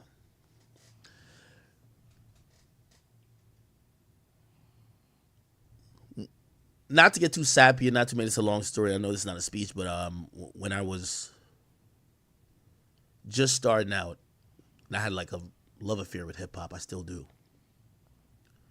It's passion that makes me cover and do what I do. It's not the ancillary things. I don't even get to enjoy them. I live in a nice house, but I don't get to enjoy them because I'm constantly working. I still feel like I haven't got to where I want to get to, and joy for me comes in not being on a beach somewhere. Doesn't even come in the sense of being with, I don't know, significant other. A lot of it comes from doing what I do. I keep telling y'all I live it. I dream every night about something that's happening within the culture or what I'm working for. This is kind of what my life is all centered around, for good and for bad. You know what I mean? It's what makes me happy. I don't know if it's what makes everyone else happy. And people have told me eventually it'll change. But I do want to say this. I remember, I think the year was like 2014. I still had a regular job. And I was starting to make these videos, and they were kind of doing decent, doing good. And I remember driving on the New Jersey Turnpike. And I remember looking up, and I ain't gonna lie, man, iHeartMedia was going crazy with the promotions for the Breakfast Club. And I remember seeing DJ Envy, Charlamagne the God, and Angela Yee. And every time I would pass it, I said, damn, how do I get to be there? I want to be the best. And for me, I had to make a lot of decisions and choices in my life. And essentially, when I say my life, I mean damn near whole career, because I treat my life like the career. I said, I don't know if I'll ever be number one, but I want to be in the conversation. And at that time, I was very far from the conversation, but how could I get there? And, for anyone who's a YouTuber, I hope you guys take this, what I'm saying, and use it as advice. Because I was never complacent with what most would have been complacent with. I kept remembering that billboard. If you're not top one, you're basically not mentioned at all. And if you ain't top one, and if you ain't the number one guy, rest should not be in your vocabulary. Sleep is for the weak. I always say this, you can never be mad at someone who gets more to you if you don't work hard as them. I've never thought I was the most talented person. I still stutter from time to time now, but I used to stutter more then. Maybe not like Flacco, but still. I worked on it tirelessly. I studied other people. I took little pieces of them, crafted my own style. put a lot of diligence into research, running a platform, doing things. I remember walking to one of the most important things I'll tell you is this. Let me go back to me meeting Joe Budden for the very first time. I'd covered Joe Budden. I reported maybe some articles about him that wasn't that good. Joe had me blocked. And when they invited me to Complex, and this was also an important thing in my, growth, was me doing something out of my comfort zone. And what was in my comfort zone was sitting behind a screen. Nobody could see my face. And just doing these videos, which I was getting paid for at that time. I was fine. Didn't have to do anything else. I could have stayed there, and I said, nah, I want to be number one. Complex calls. And I remember saying, nah, I'm doing good now. This is 2016, 2017. And I said, I don't need Complex. Like, really, I'm kind of doing a lot more numbers in Complex. And then something came, it was like a angel on my shoulder that says, don't be lazy. To be number one, you got to do something you've never done before, and you got to be uncomfortable. And at that time, if you will look back at me, in college, man, freshman year I was definitely in shape. Towards the end of college, I was maybe a little bit, beefier, but I wasn't fat. The years that I just sat in the house doing videos, didn't go out. Also, probably at the detriment of my health a little bit, too, because I wasn't working out, too, drinking, too. I gained weight. And I was a little bit uncomfortable with myself. I'm like, I don't want to go on camera. But I remember that thing on the shoulder saying, if you want to be number one, you got to do something that you can't, that's make you feel uncomfortable. So I went into Complex. First day. And by the way, they had told me it was Joe Budden. I said, fuck. I could tell how this is going to go. This nigga is going to probably try to swing on me. And I said, you know what? Fuck it. To do something you've never done or accomplish something you've never done, you got to do something you've never done. And I went in there. Can't be afraid to take risks. And I never, at this point, anything I've gotten in life was based on pure and sheer hard work. To tell y'all this, chat, man, I seen this nigga. Let him finish, but I seen this nigga recording on this phone, on a phone.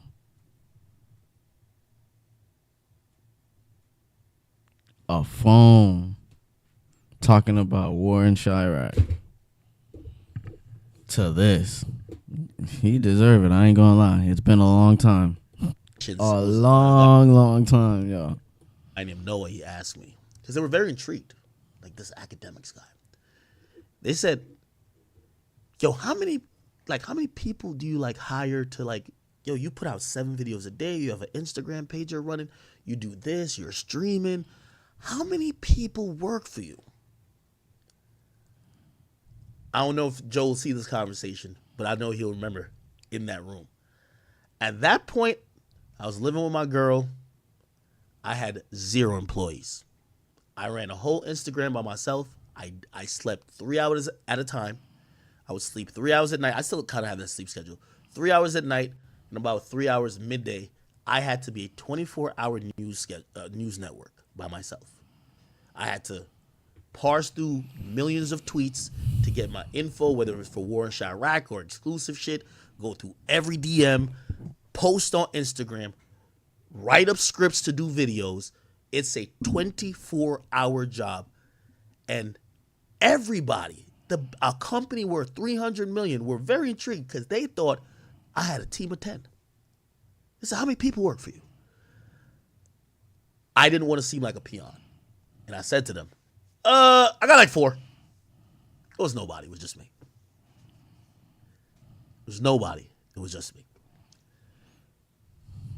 Again, it goes back to what I'm saying. To me, hard work beats talent when talent don't work hard. I've only known how to outwork people. Y'all know that's how I knew I was getting better at streaming.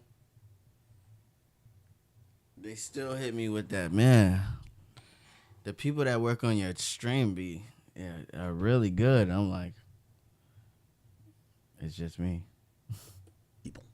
I've only known how to, Listen, average podcast is 3 hours. I can't listen to music right now. We're on YouTube, fam. Not today. Not. I mean, in an hour, I'm about to go directly on Twitch, but right now we on YouTube, so no music can be played.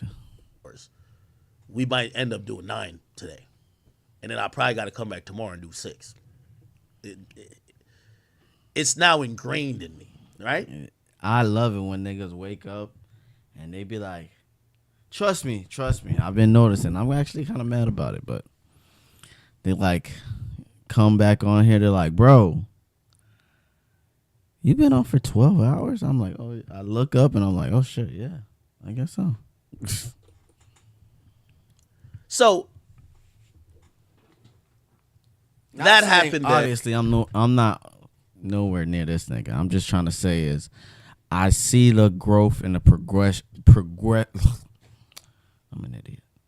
The growth and the progression. I see it. I like it.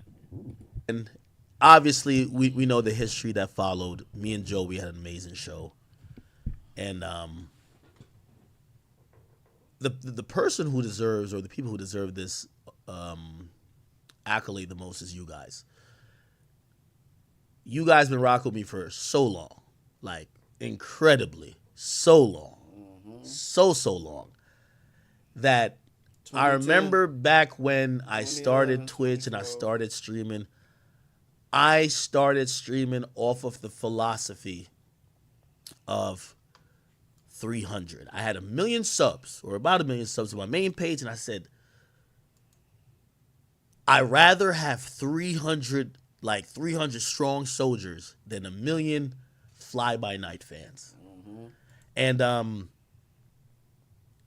that was my mentality. When I started streaming, I had 23 people watching the first stream. Then I had 30, and then I had 56. And for a while, we pretty much, maybe 100, 200.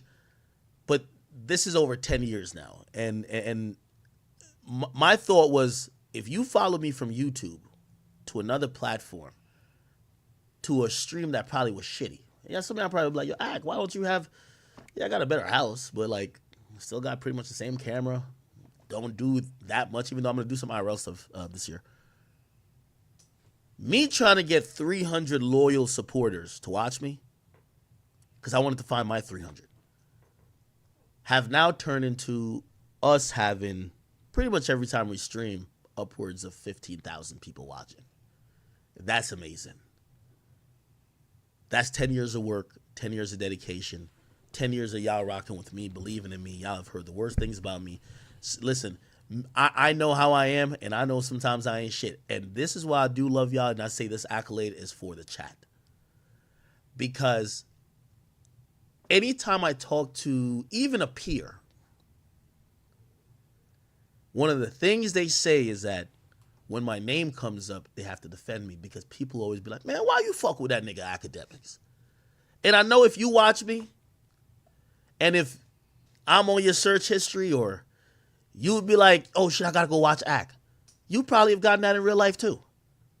So I salute all of y'all, because that's exactly what really does matter. You all have supported me. It's allowed our platform to have a voice. And to complete that story of the billboard, I remember I said, I was saying, I want to be number one. How do I get up there? Thank God for the internet and the changing culture that, radio is still an amazing place, but it's not, I don't think it's a place you have to be or end up if you want to be number one. I think this is living proof. But as digital media and independent media platforms were increasing, and that was you guys, I noticed, I said, the shit I was chasing, I didn't have to go get a billboard. I didn't have to go be on a billboard on the highway. I didn't have to go be in a radio station in one of the biggest markets or the biggest buildings in Times Square in the world. All I needed to do was to sit wherever the fuck I was going to be at, give quality information, quality entertainment, give you guys all of me, whether the good or the bad, and hope that more people come and join our struggle. And I'm very happy to say I think we've done that. Humbly, I do believe as a platform, but as also a media personality, because trust me, I look at this not only as a crowning for me as a personality, it's for me as a platform. If you remember the story of Jay-Z, that's kind of what this was, especially for me. Remember Jay said labels wouldn't give him a deal, so he made his own label? I wanted to get on radio. I was like, shit, I don't know none of these niggas. I always told y'all the story of I'm hitting people up and I'm getting curved left and right. I almost lost my job because I was calling out of work when they were canceling on me. And I said, rather than chase their platform, let me build mine. So I'm very happy that the platform of Akademiks, and now, of course, the company, the Academy, and, of course, me, DJ Akademiks, I'm glad we at least got some acknowledgement. Won't make this much longer after that. I'm just happy to, thank you, Complex. And lastly, I was reflecting about how hard and how incessantly and how tirelessly I kept going trying to be here. And yes, we could talk about defining moments. Dirk interview, dope. Maybe 6ix9ine interview. My relationship with certain people, Young Boy and others. You could say, well, you were mentioned both on the Kendrick Lamar and Drake disses. But for anybody watching, you don't get those moments unless you did everything I said before. Those moments are once you already won the race. There's still people on Twitter saying, well, why did Drake drop it on? Why do they keep giving him the record? They're lost. You have to win the race already. Rappers ain't loyal. They're going to rock with who they feel is the most relevant, who's going to do the most impact. That's how it's always been. So you got to do the work. That'll come. And, of course, I'm very thankful to both Drake and Kendrick Lamar. I'll tell you one thing Drake said. When Push-Ups first leaked, Push-Ups was posted in a Reddit that was dedicated to me. The conversation me and Drake had, I said, hey, is this real? Drake looked at it. It was in my Reddit. Drake said to me, hey, could you delete it off of there? It was the unmixed, unfinished version of Push-Ups. Now, for whatever reason, he thought I control my Reddit. I have no idea what goes on my Reddit. Like, that's just the Wild Wild West. So I said, I don't really control it, but I could probably hit somebody to make a request for them to try to get it down. And he said, nah, it's okay. He said, Ack, do me a favor. And this is a real conversation. He said, don't post about it. And I'm kind of looking at it like, well, people are going to post about it. He's like, Ack. And this is why I said the race was already won. For the people who will be like, why did I get this? And Drake says, Ack, interesting. You're the biggest. When you post about it, everybody knows. You're the biggest. If the rest of the narrative and the rest of the story doesn't make sense after that, the race wasn't won with the Kendrick Lamar thing. The platform was used because the race was already won. I'll go back to my ending. Anyway, wait, I don't get it. No. Again, after pursuing number one for so long, and whatever, I'll say this though. I've realized a new pressure, and I'm actually happy for this. I'm very happy for this. I thought, number one, I enjoyed the plight to get to this point. But in having 2 days before I even got on stream to reflect and to really gather my thoughts, I realized that yeah, it's hard to get to and be number one. But it's a whole lot harder to stay number one. That's our new plight. Okay? So yeah, I've acknowledged that we've hit certain milestones in the last year, but we ain't trying to be the person who fell from top 1 to not mention at all, or from top 1 to top 10. It's kind of like the LeBron James shit. After, when you supposed to be the guy, when you win the first ring, we don't care about them playoff appearances no more. And we don't really care about oh yeah, he went to the second round.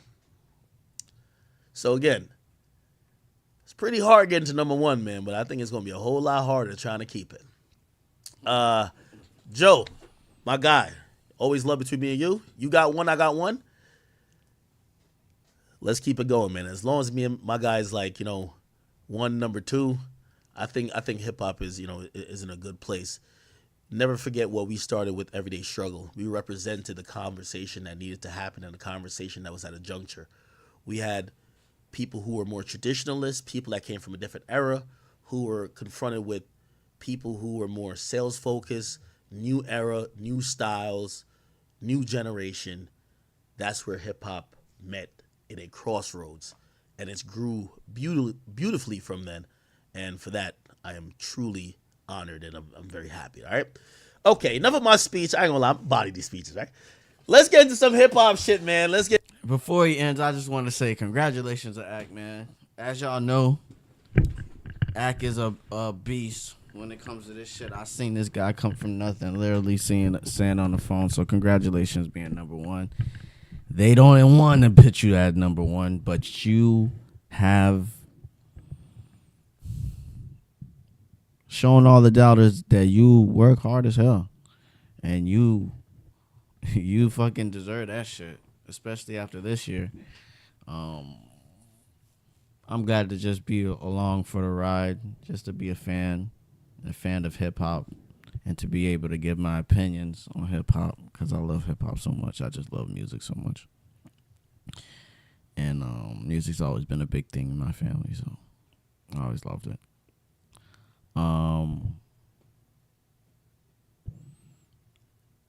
Even though sometimes I don't agree with Ak and the chat niggas when it comes to their women ideas and stuff like that, a whole bunch of other stuff. Even though I be disagreeing with some stuff, I always know this man when he comes to having passion about hip hop. His passion is something everybody should have. It shows the real person, who you are as a man, who you are as a person. It's hard to look at somebody with passion and say, "Oh, he's funny. Oh, he's phony." No, he really believes in what he's saying. That alone, and willing to, put actions along with the words that's coming out of your mouth. You got to give him props. And come on, man. This Kendrick and Drake thing definitely showed that you are definitely number 1 when it comes to hip hop outlets. That shit will go down in history. That's why I'm mostly proud about. That shit is gonna go down in history as one of the top moments in hip hop history. And yeah, you're gonna go down as one of the top aficionados as far as news on hip hop forever. So congratulations, you deserve it. You stream more than any of these niggas ever. Podcast, stream, all put together. And your work ethic makes me work even harder. So that's cool as fuck, man. That's cool. Not that I'm like glazing. Y'all know me. I don't be glazing, bro. I'll give this nigga props, all right? When we do need the information, we do go to the chat niggas. Because who be having the information? The chat niggas. And it wasn't easy. It wasn't easy, but it grew to that point. Just like when y'all see Kai, and I want all y'all to know that when y'all see Kai, when y'all see Aiden, when y'all see Academics, when y'all see Joe Budden, I want y'all to, every kid to know that it was a beginning point where it was Academics, but it didn't have none of that shine name to it. It was Joe Budden, but nobody really cared about Joe Budden. His rap career was over, you know? But they built a new lane, and they had passion on what they did. And that passion grew into fans, and those fans grew into infamy, I guess. That's how it is. And that's why I always tell y'all I'd rather have 100 of y'all or 1,000 of y'all. I don't even know how many there is now, because sometimes I get $8,000 views, and sometimes I get 300 views. So I think there's about 500 of us pretty much at this point. Thank you guys for being here. Thank y'all for chatting on the chat. Like, this is crazy. Like, if I do any concert video that comes out right now, any Kendrick, any kind of video, I know for a fact that shit made damn near hit 30K views. Crazy, right? Well, you'd be surprised what happens when you start building a fan base, you know? Almost like if you feed them, they will come. And I feed their ass content. And that's what Academics been on. Streaming 7 days a week, 10 days a week. Yeah. Drake had lost that fucking battle, but Drake himself, just being himself, and, you know, watching his videos when I was going to his concerts when I was like 25, 26-year-old. Like, I remember those Snapchat videos getting like 80K, 200K. So it's like, it's crazy how hip-hop's come, and then now I watch hip-hop, and now I have the balls to be like, nah, fuck watching it. I'm trying to get into it. I want to see how it is on the inside with these niggas. Like, I want to, I don't only want to watch my rap artists on stage perform. I want to ask them some questions. I want to hear what they got to say. And, you know, I'm glad for that. And I'm glad to take that to a next level. And niggas like Academics and niggas like Joe Budden, and them niggas give you the courage to do shit like that. And now we're streaming, right? Everybody's streaming now. Everybody wants to be a streamer. Isn't that fucking crazy? Everybody want to be a streamer now. But before I was streaming, I had to learn all that shit way by myself, fam. I had to go watch my first videos. The mic didn't even work. If y'all knew the type of old computer that I tried to stream with when I first started, you're gonna laugh. Then I got a computer. Then I liked my computer, and I said, fuck it, I'm gonna build my own PC. Then I learned how to build my own PC. And now I learn how to make like the music sound good on my stream, or how do I switch from a video stream to a Xbox only stream, or how do I get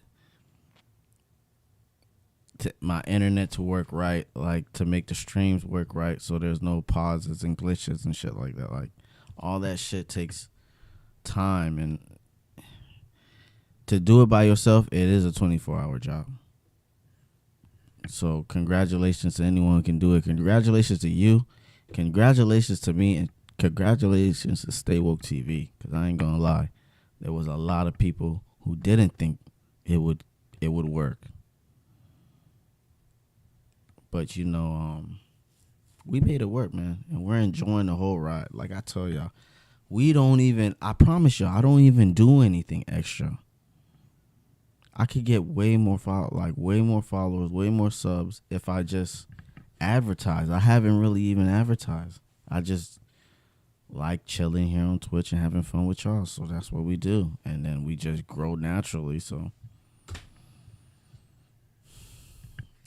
right now on my DMs, all you're gonna see is people trying to get on the team. I can do this for you. I can do this for you. I can do that for you. Of course, they're asking for money, but we're not at that point yet.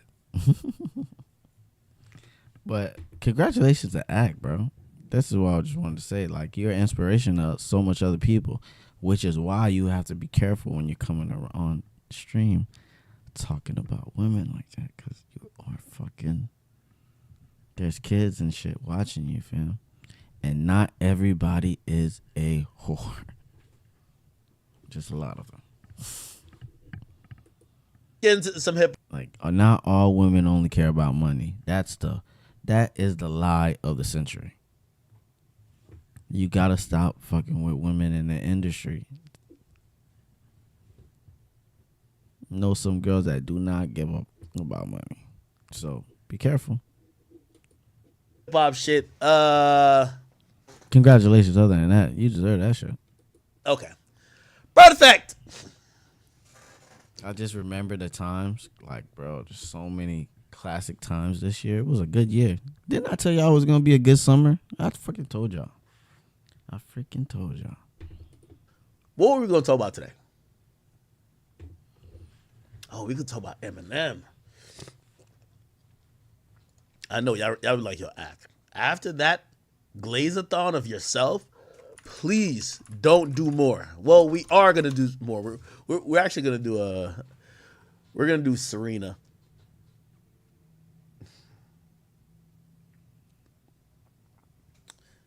Oh, hold on. Give me a second. I just want to do an act stream, dog. He's number one. Let's do the Serena topic. By the way, so chat, I don't know if y'all seen this. So the ESPYs happened, and I'm gonna be honest with you. The moment that clearly, just won't. And I know a lot of people feel like either party or either side is dragging this. I actually really disagree. There's gonna be ramifications of this. This is the biggest battle on a numbers level and a consumption level of all time. Like, people ain't gonna be like, all right, back to business, right? People are gonna still make memes, still make jokes, and as long as it's not like going too far, you gotta take shit in stride. Anyway, Serena basically was at the ESPYs, and Jesus Christ, why is this in such bad quality on my page? Let me go check it out. She basically played into the whole thing while she was doing a bit at the ESPYs, and she said this. If I've learned anything this year, it's that none of us, not a single one of us, not even me, should ever pick a fight with Kendrick Lamar. They not like us. They not like us. They not like us. Hey!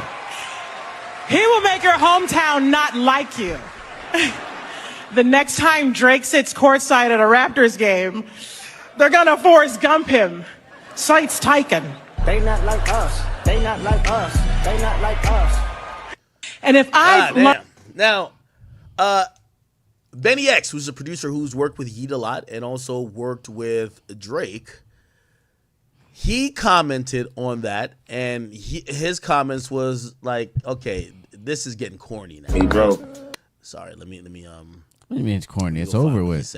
He basically said, yo, this shit is getting old and corny, right? And I'm going to be honest with you, just speaking truthfully. Yeah, here we go. Yo, to the victor goes the spoils. We can't be upset at people still having fun at Drake's expense, right? A lot of people believe that the battle was won by Kendrick. A lot of people like that song. I mean, it's different if, like, maybe they were trying to exploit the hide your children from Drake line, because now they're feeding into a false narrative. But people are gonna make jokes of it. You know what I mean? Like, shit, we were doing it to Meek Mill. You know what I mean? Like, we kind of did the same thing to Meek Mill. That is fine. And one thing I've realized, and this is also the Drake fans, and I'm a Drake fan. I know we all want this moment to end. We want it to go away. But the best way to wait for it to go away is just wait it out.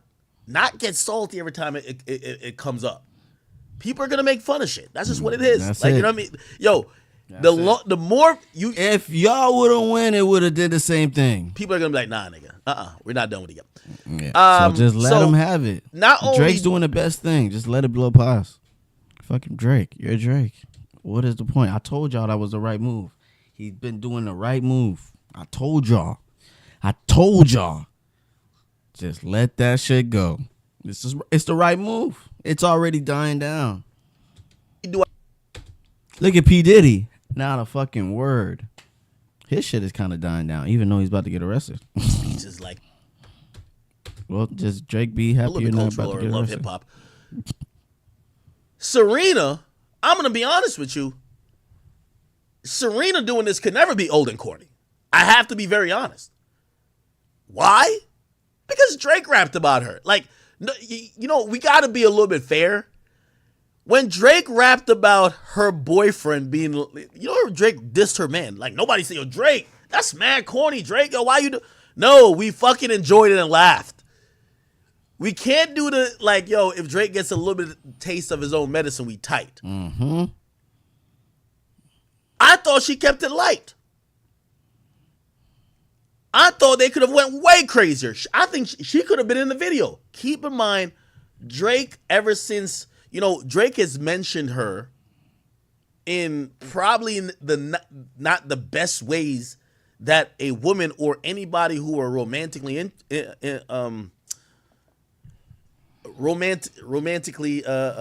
with somebody would want to get mentioned. Let me showcase some examples. When Drake basically says on stage scheming, right? I think that was reference to Serena, right?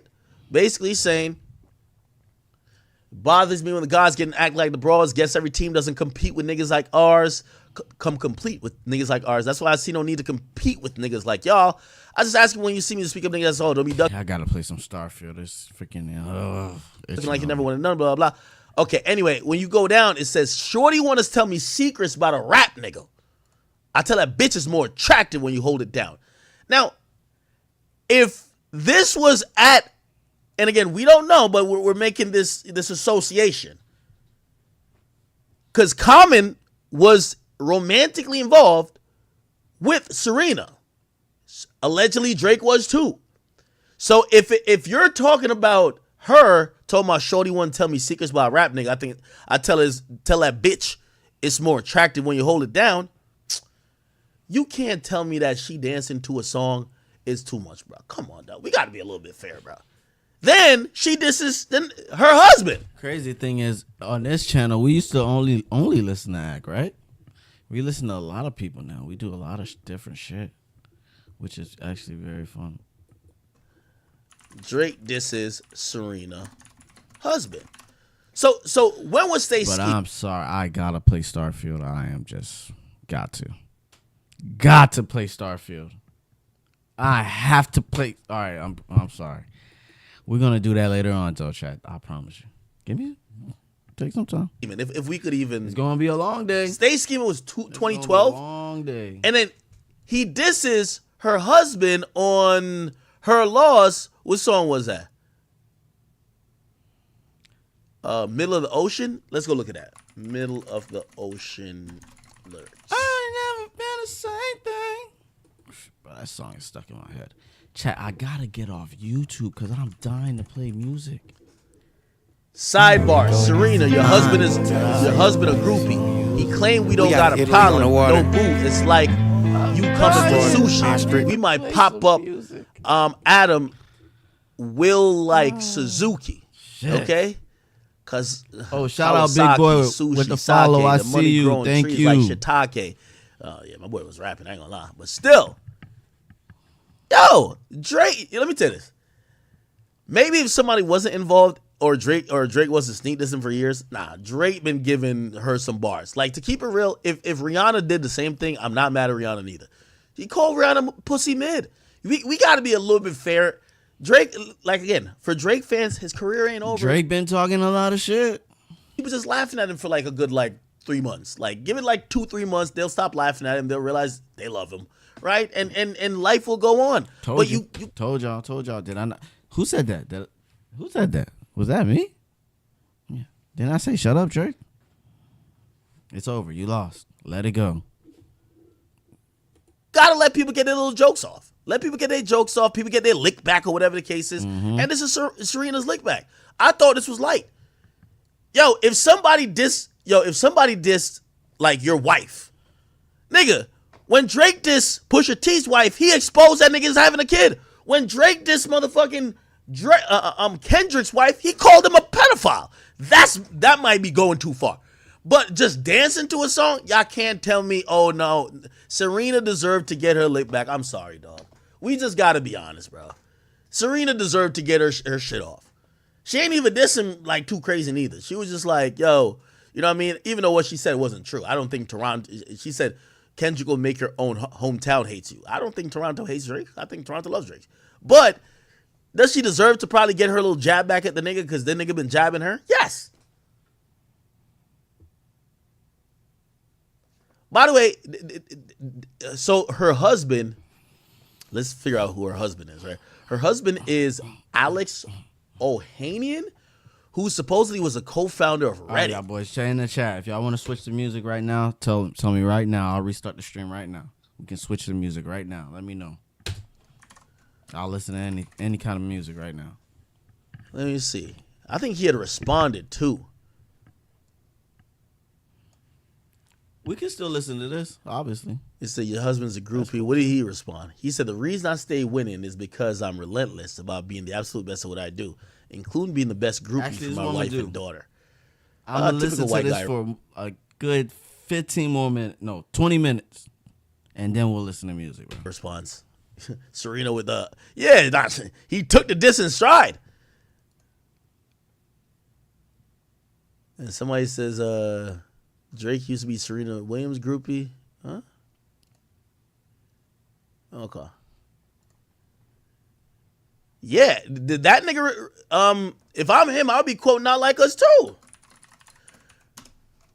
Bro, it's just a way of life, man. People, like, Drake been given a lot of, what the fuck? Subliminal. How the hell does Serena look like this? Live with that. Oh, this must be a bad picture. What the hell? Anyway. Yeah, I'm not mad at what she did, bro. Truth be told. I don't think you could get mad about what she did.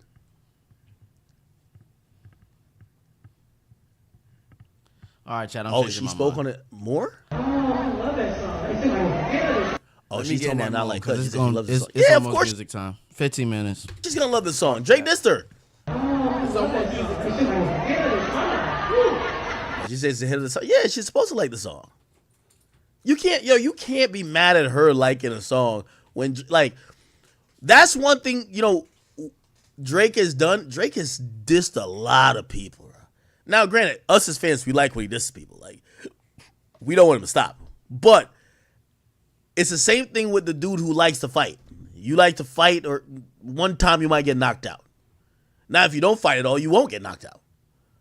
Right? So again, part of one of the reasons this is happening to Drake is because we know Drake likes to diss, and we like when Drake talks spicy and this is people. Yeah, look at this. Damn, this nigga look like a supportive husband. Holy shit.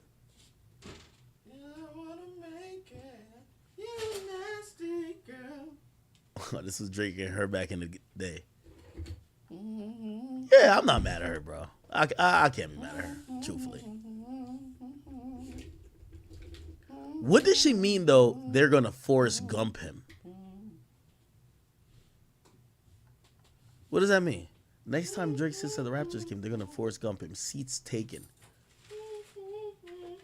Oh, that's what you don't got no seat here. Nah. What do y'all think? Am I tripping?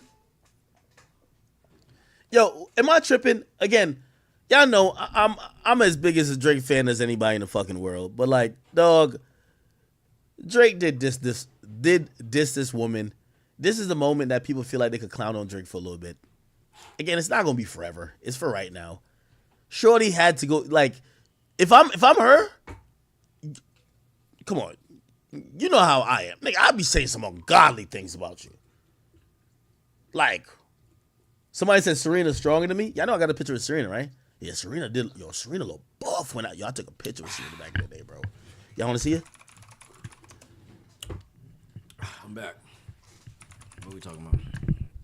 Hold on.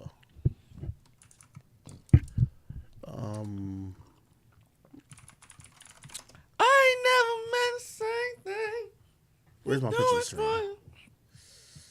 Yeah, right here. Cause I wanna make it. I ain't gonna lie, she was crip walking on the dance floor too. This was at a Richard Millie party. I was the brokest nigga there. That's a fact. You know who brought me here? French Montana brought me here.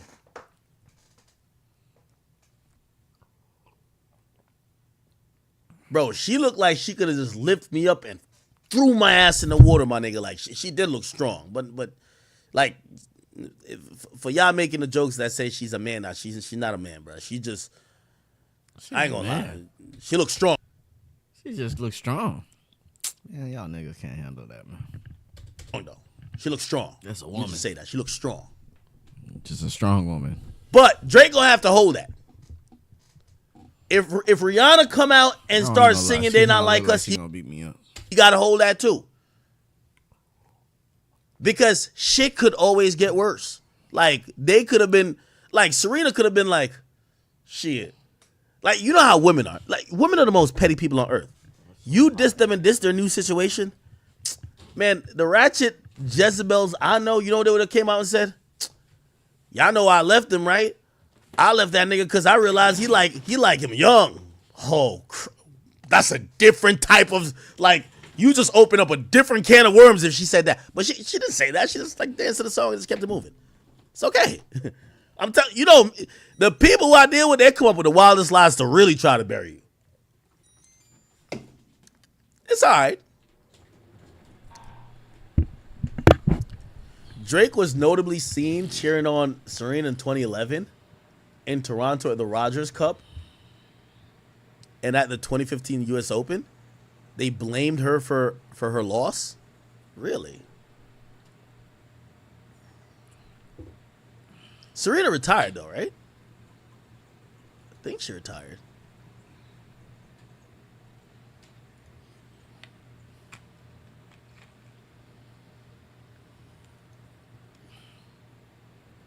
Y'all can't tell if it's the lighting sometimes or is the cake soap. I can't tell what's going on. Oh, you know what? I realized?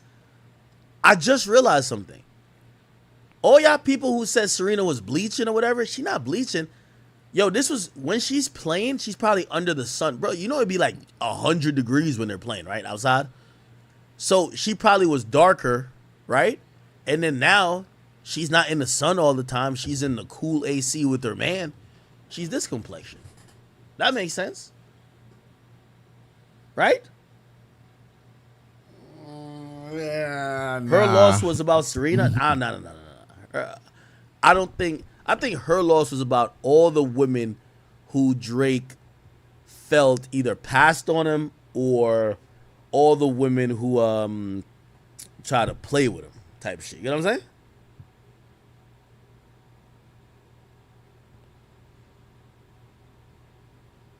What the hell? Hold on, I'm just seeing some wrong shit. Oh, yeah, I think it's the cake. I mean, that might be a thing. You know what I mean? Like she still looks black here. She just kind of looks browner. The pictures of her looking extremely dark. And her sister, this is her and Venus, right? Yeah, they kind of, yeah. She just looked a lot darker when she was, like, actually playing tennis. Right? All right, whatever. Stories in sports this year was Dodgers pitcher Shohei Ohtani. He got $16 million stolen from him by his translator and didn't even notice. $16 million, y'all. Male athletes get paid so much more than female athletes. They don't even notice losing $16 million. How much did Serena make in her career? I think she made the bag. Serena career earnings. Damn, she made $100 million. Okay. Well, she should make more than that. If she's the best tennis player of all time, oh, she had 94 million. She should have made way more than that. But she definitely had like the Nike deals and whatever the case is. Yeah. I guess so. Her wealth history, she's worth 340 million now. Before it was 290, then it was 260, then it was 240. Okay.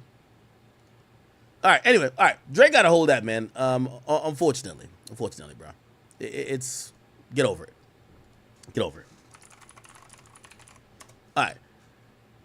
Let's kind of run through some more topics. Let's see what's going on in here.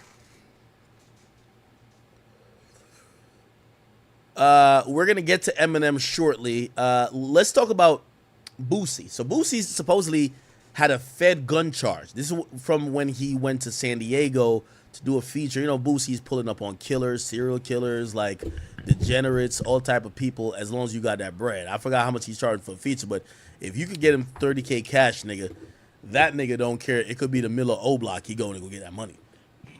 So he pulls up. Of course, he got a gun on him. The people he pulled up on, because they're criminals, they were being investigated by the police, and the police realize he pulls up with a gun. They figure out who he is. They realize that's a gun charge for a felon with the possession of a gun. So he gets that charge, and then now we're trying to figure out why it got dropped. Let me hear what he had to say.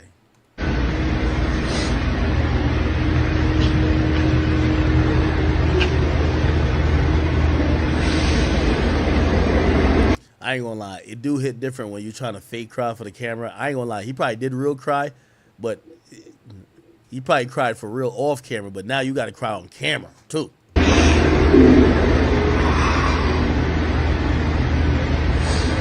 So weird. Nigga, that sounds like a scene out There of wasn't Dexter. supposed to Nigga, I've been be watching Dexter recently, chat. bothering him. It's over with, sounds like, yeah, it's done. We killed him. What the hell? God good, sucker ass niggas. Hate man, bitch ass. Yo, even when a nigga's talking even when a nigga's crying, he's still talking shit. He said, the case is dismissed. God, I want to say thank you. You never leave me. Make a way out of no way. You made me beat South Baton Rouge. You made me beat cancer. Made me beat death row. You made me beat gunshots. You made me beat Fed cases. You forgave my sin. I trust in you, God. Every time it looked like it was impossible, you showed they ass. To anyone in trouble, call on God. I don't care how bad it looks. He will do it. He will make a way out of no way. Shout out to my attorneys. We did it. Shout out to my prayer warriors and all my fans who said a prayer. To everyone who shitted on me and said I was going to jail. To those who wanted me locked up. And to those who did me wrong, thinking I would be in jail. Jokes on you, bitch. Damn. You're angry. Let me see if that's the case. That nigga does not give. Yeah, it was a San Diego joint. I'm wondering why they. Damn, is this his lawyer? Lawyer looking a little. Ricocheting from the state to federal court, prosecutors spent more than a year aggressively pursuing felony gun charges against rapper Boosie. By the way, for as much as we keep hearing that the feds are undefeated, this is the second Fed case that has a gun possession charge that we've seen the feds lose, or, well, they didn't lose this one, they dropped it somehow, or got dismissed. Remember, YoungBoy beat the feds, and now we're finding out that Boosie gets a gun charge federally, and it gets dismissed. Let's try to get more info on the situation. He said, this situation made me see who was down with me, who wasn't. The rapper Torrance Hatch Jr., a.k.a. Boosie, who said outside of a San Diego federal courtroom as he wiped tears from his eyes, 90% of people thought I was going to prison, but God had a different plan. Hatch initially faced charges of being a felon in possession of a firearm. After he was arrested during a traffic stop in May 2023, police said they found him and a companion with 2 loaded guns in the car. According to prosecutors, a San Diego police officer was reviewing the social media of what they said was a local gang member when they spotted Hatch with a handle of a pistol in the waistband. Oh, okay. I can already see where this is going. They're claiming the video because somebody was on Instagram Live and what looked like it was a pistol was in his pants. They then pulled him over as he was leaving. They found the gun, but there's other people in the car, which I can imagine somebody else is going to take the charge, not Boosie. You get what I'm saying? But they probably wanted to put it on Boosie because he's famous, this and third. But they probably successfully argued to say, did y'all see the whole gun? How y'all know it was the same gun that y'all found in the car? And so, you know what I mean? Without all the proof they would need or somebody cooperating, maybe that's why I got dropped. Let me keep reading. At the time, Hatch was in San Diego to perform and shoot a music video. The state charge was dismissed. Okay, so he had 2 charges for it. Damn, the state charge was dismissed in 2023. But as he exited the courtroom, they dismissed the state charge and the feds picked it up. He was arrested by federal agents and handed an identical charge in federal court. The district judge and a Obama appointee presided over the federal case. The fate of his case came down to the recent precedent, including the Ninth Circuit Court opinion this May involving someone named Stephen Shorty Duarte. Like Hatch, Duarte was picked up by police for having a gun. His case went to trial where jury found him guilty of being a felon in possession of a firearm. He appealed, claiming the government violated his Second Amendment rights. Yeah, they weren't. I told y'all, they're not supposed to just be. They're doing something totally else. Nigga, don't put me involved with what y'all got going on with them. Y'all investigating them. And y'all gonna literally invade my privacy by just watching me and then arrest me on bullshit gun charges that you weren't supposed to be watching me in the beginning for. It's fucked up. Okay? Now, Second Amendment right, I believe. Second Amendment.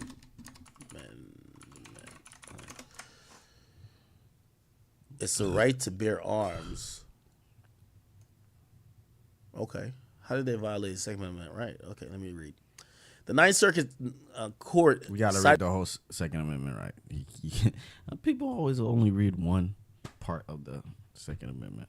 With Duarte, agreeing that the government failed to find the historical analogs for permanently denying his right to have a gun after he had served time. Exactly. They're about to do that in Florida too.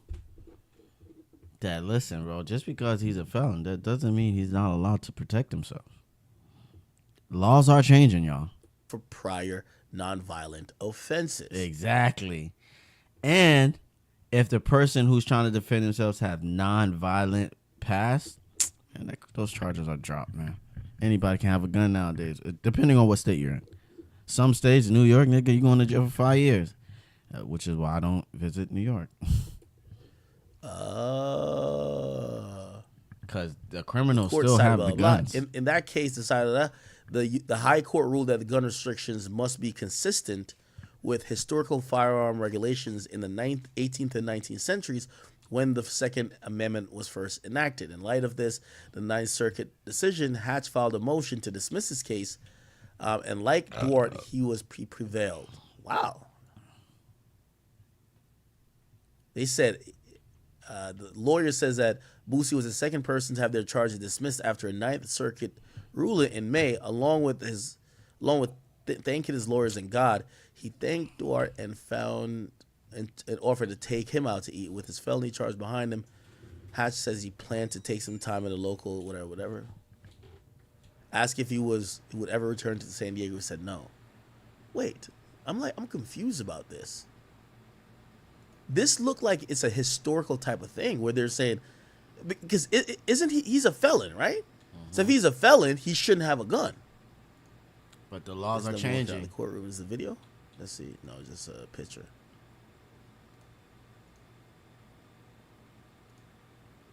Huh. And they were in. That's the thing. They were improperly watching him. The only way they can even know that he had a gun is they were watching him. But they weren't watching him to catch him. They were watching him because he was involved with other people they were watching. So they went out of their way to arrest him on basic ass gun charges. But y'all shouldn't never even knew he had a gun. but you're investigating other people that he has nothing to do with. He just came there to do some other business. So you watching them, seeing me just have a gun, I'm not doing no other business. I just have my gun to protect myself. And you're in a car watching all of us, and then you just decide, you know what, because you know how police are, gotta get that case, no matter what it is, just gotta get a case. So oh yeah, well, we can get Boosie on this. So then, of course, they're gonna arrest you for it, but charges, a good chance, if you have a good lawyer, the charges should be dropped. And that's why they were dropped. They realizing that's actually not fair. It's not fair. Not to saying they could bend the rules and push for it and still probably get you in trouble. Yeah, but they didn't do that, because we all know they'll literally take you and they'll change the rules right in front of you and take you to jail. But luckily you had a good judge and a good lawyer. Birds right now, man. Take me a trip across. You watching them, it's not like, you gotta understand, if it was a different story, trolls watching them and I come and I start shooting my gun, nigga, of course they get involved and they arrest me. Or troll come here and see us do like some kind of inappropriate drug deal or something, then they get involved and I can get arrested. But me going there doing some total barely different business that has nothing to do with them, and I just got my gun on me because these people are not people you should trust. They give me money, I leave because I'm doing some artist stuff, music with them later on. You watching them be like, all right, oh shit, look at Boosie coming here with a gun, and you just come arrest me. The reason why they didn't even really probably wanted to arrest him, they wanted a reason to search him, because they were hoping they caught something extra. They were, that's the only reason they did it. They were hoping they found something that would get Boosie fucked up, but he wasn't doing nothing. He was just picking up money. Interesting. Country, bro. Go to about 3 different countries. God good, boy. He'll make a way out of no way, bro, man. That nigga love me, bro. Finna take me a trip, bro. Everything coming back around. Finna get my rights back, my gun rights back.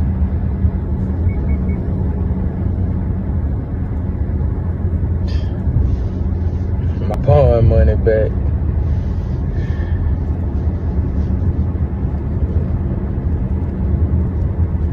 I'm grateful, bro. Thank you, God. Interesting. Hold on, I'm trying to give me 1 second. I'm gonna see if I can pull the documents on this court case. That's an interesting thing, because that's the most. Every rapper gets arrested on that. You know what I mean? The whole felon in possession of a gun. If I believe Boosie's a felon, if he was on death row, he has to be like a felon, right? How the hell did he get out of this gun case? This is kind of crazy. I know they're citing this other case, and they're saying it's a violation of his Second Amendment, but what? Oh, there's Republicans in the Supreme Court now, my boy. You have a right to protect yourself. They're changing the laws, y'all boys. They're changing the laws. For good or bad? Looking at probably good. I'm looking at the Fed cases right here. It's not like felons are happily not holding guns. Nigga, they got all the guns. So, I don't know what that rule is supposed to do, but literally, felons have all the guns. So, no, I can't find it right now. Oh, I think it's sealed. Is it sealed? Why would it be sealed? Uh-oh. If it just got dismissed, it should be in this shit. I'm looking in the federal database right now. That's why. And you just gotta get you a good lawyer, my nigga. Because they'll find some loophole in the law to like fucking get your ass make in. sure you stay the fuck out of jail. Because if you look at the video, I don't know if y'all know the video in question, right? Boosie, San Diego gun. You're gonna see the gun. Like, you're gonna see the gun like in his hip band. And I mean, obviously, you can still deny it, but like, oh, that wasn't a gun. That just looked like a gun, or it was a. It has nothing to do with a gun, man. It's the way the arrest was made. That's why it's not being charged. The arrest was never supposed to be made. Why? Because you were not supposed to watch. Imagine if the police can just sit back and be like, all right, we're just going to watch people. And if any of them looks like a criminal, we're going to run his name and see if he's allowed to have a gun. No, that's targeting. You can't do that. But obviously they still do that. But it's against the law. They're not supposed to do that. And that's what happened with the judge. Realized that and was like, "Ah, man, drop the case. This is not gonna work." Smart. Fake gun. Now, like I told you, if I pulled the trigger, I shot a nigga. No, I haven't pulled the gun out. Nothing. So they just luckily seen me with a gun. Now this is different. If you're in Miami and you're walking down the strip, and you have a gun in public. Because that's a tourist place and there's a whole bunch of police, yeah, they'll come and arrest you. You're not supposed to have the gun showing. You know what I'm saying? But if I'm just all the way in a neighborhood, some random where, and police are across the street just watching us, yeah. They probably could, like I try to say, depending on who you have as a lawyer, they could still arrest you. Because, you know, they make the rules up as they go. But in reality, they're really not supposed to do that. They're really not supposed to arrest Boosie for that little bit of a charge, like a possession gun charge. Nigga, the only reason you seen me is because you was doing an investigation on these niggas. I have nothing to do with these niggas. That's fucked up. My livelihood got fucked up because y'all went out of y'all way to arrest me on some... Because y'all watching some other niggas that I don't do like I don't even know like that. That's fucked up. And the only reason I have a gun is because I'm scared for my safety. Triple fucked up. So instead of getting into all that legality shit, they just like, let's just dismiss.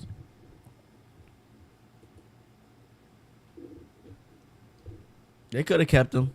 Where can I find it? They could have kept him, but they didn't want to go through that. It was fight. an IG live. Oh, here it is. And have to explain to jurors why they're everybody just randomly watching people and taking them to jail. Like, that's different. They weren't on a strip. They weren't at a high school game and you seen a gun pop. No, this nigga's all the way in the back of a neighborhood. So you went out of your way to, like, get these niggas?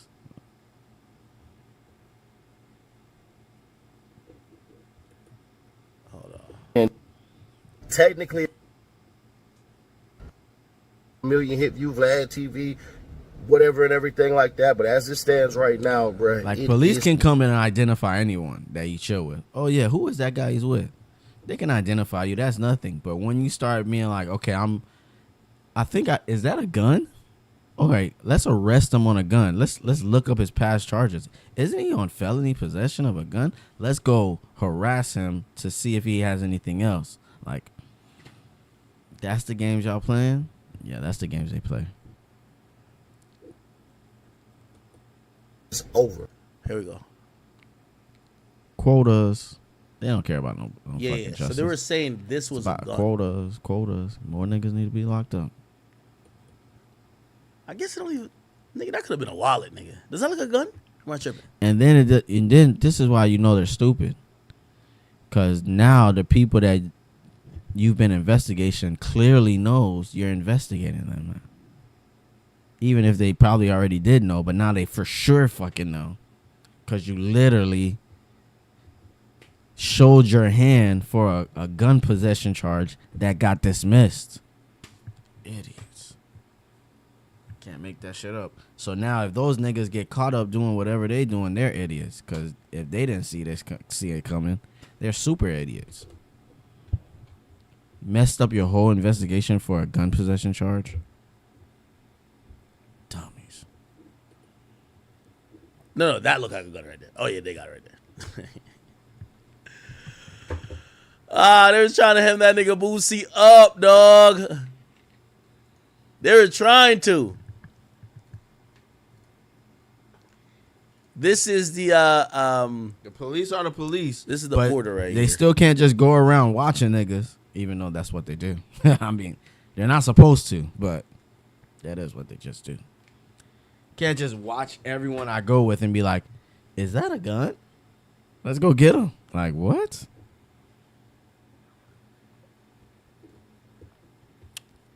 It's bad enough that you're identifying people that I know, but now you're going to previous arrest records, bringing up gun possession charges. Like, bro, that's targeting. TAR. That is what you call targeting. I'll tell y'all this every time. Nigga can't even breathe. You can't even breathe in this country. You can't even breathe in this country without niggas watching you. Yeah, every fucking step. As I speak, what the fuck you think they doing? What? They just love watching. There's just people that love watching other people, bro. Well, maybe he's gonna slip.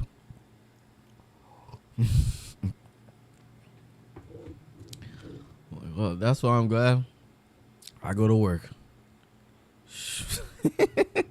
I ain't gotta deal with none of this shit no more. Oh, man. Getting older is pretty fun, y'all. Y'all should try it sometime.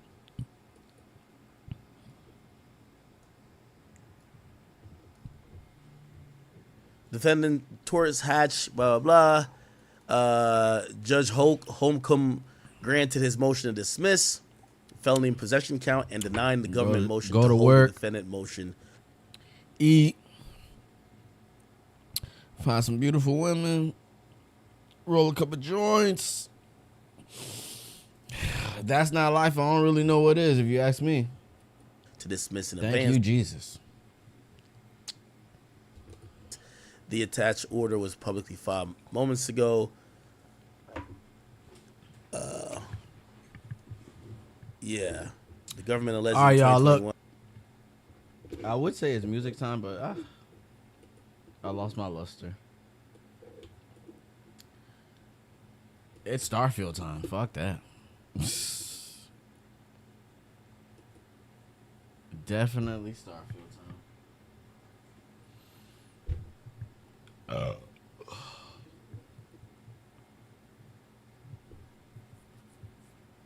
Is the volume on? Let me see. Oh no, the volume's not on. I do not want to have to restart the whole stream again. Definitely Starfield time. For sure. For sure, for sure. Oh, okay. This is them talking about the Dort guy, I guess. All right, we're not gonna get too much into the legal woods of this, but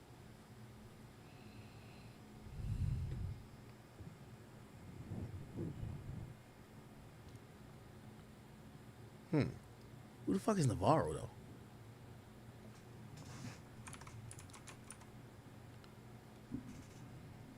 Oh, this is a different case, or I guess they're citing.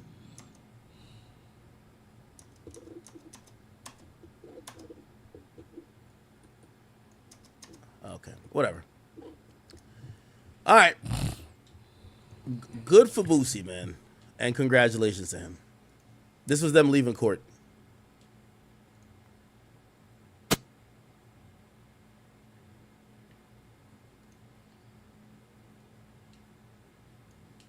Why can't I get no audio? There's no audio in this? Now if you're a rap, Here you go. ready to go cross season. I'm finna take a vacation. This really was a bump in my life, and I done made it over that bump. Now it's time to enjoyed my happiness, you know? Yeah. Well, congratulations. Here y'all go. Rock. That's Sylvia, infamous Sylvia. What you gotta say about the charges drop? It's over with. Guy good. There you have it, y'all. This lawyer look a little bad though. Holy shit. Yo, who got the baddest lawyer in the game? Yo, we ain't shit, right? We ain't shit. Lil Durk lawyer. Who got the baddest lawyer in the game, bro? This is Lil Durk lawyer right here.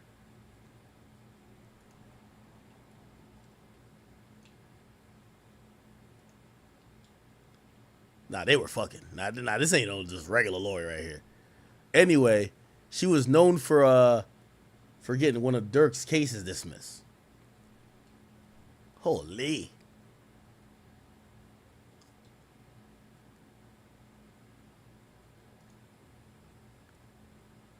Attorney-client privilege, my ass. That's what I'm talking about. Yeah, this is her leaving the courthouse, nigga. With the wagon. Lord Jesus.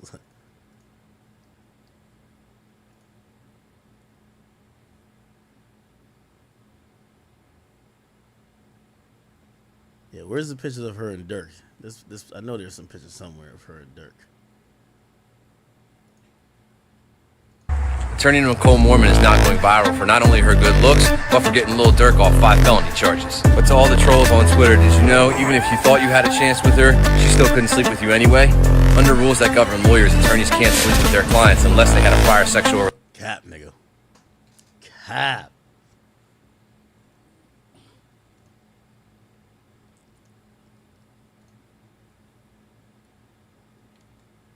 Nah, she the baddest, but I ain't gonna lie. What's this girl's Instagram? Rock. That's Sylvia, infamous Sylvia. What you gotta say about the charges drop? I ain't gonna lie, I ain't shit. I'm finna find her name right now. If she one of his lawyers, it's gonna be in the court documents. Oh, it's Megan Blanco. Oh shit. Megan Blanco. Oh, this her right there. Oh, I see you, shorty. Let's see that Instagram though. Let's see the Instagram. Am I thirsty, chat? This ain't thirsty. Like, this is like legal consultation at this point, right? Let me see the Instagram though. That's what I'm down about. Okay. But what about the gram? Where's the gram at?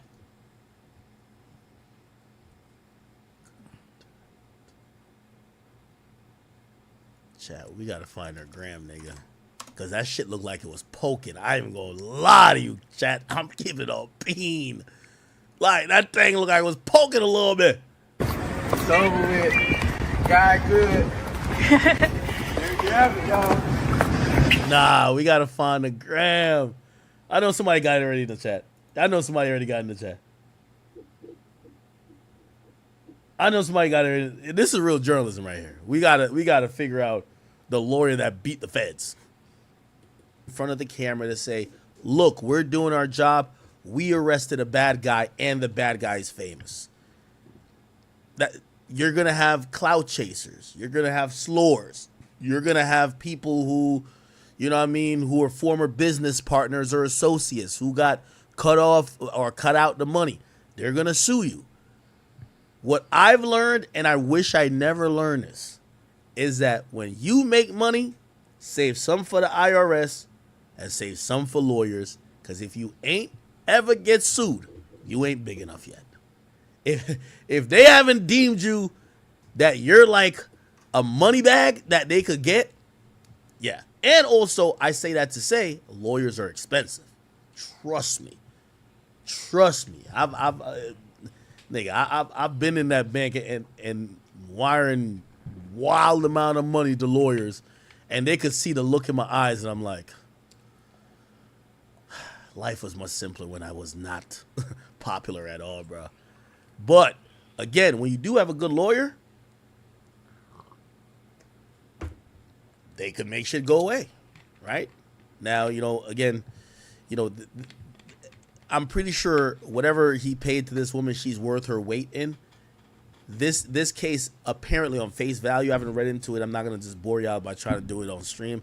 It looks like it was won by a lawyer or a law firm who did diligent research to bring up other case law that showed that mirrored what Boosie was going through. And what you should know about the law is that the law, if they have they go off what's the precedent. If there's precedent in another court, especially if it was raised to a higher court, that this decision was given in this circumstance, and if you have a similar circumstance, a good lawyer is going to do the research, try to find that, and try to present it to the court and the judge to say, hey, judge, this case is just like that one that was granted that judgment or granted that motion, and you should rule accordingly because it's the same shit. Clearly, that's what was done here.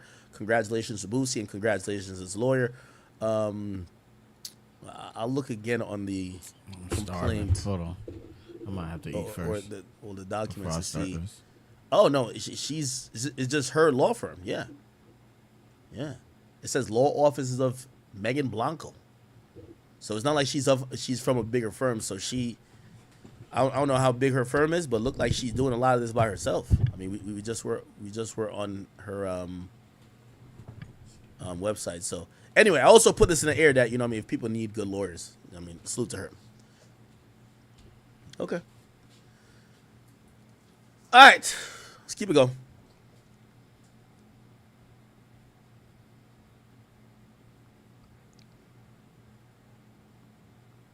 What else is going on?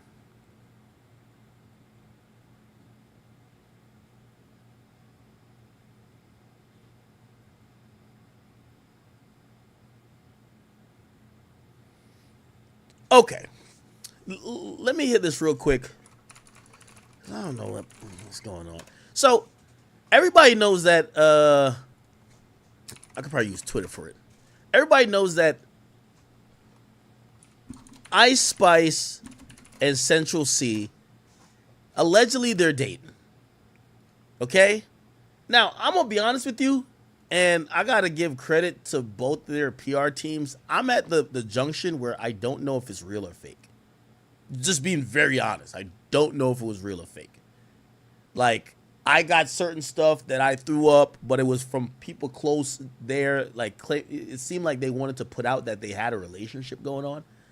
So I was like, all right, I'll give me exclusive. I'll work with it. Cool. And I was thinking, maybe she's not cheating on Riot. She's just like trying to, because Ice Spice kind of cooled down a bit. She lost all the monthly listeners. And I know people think those were like bought streams or whatever.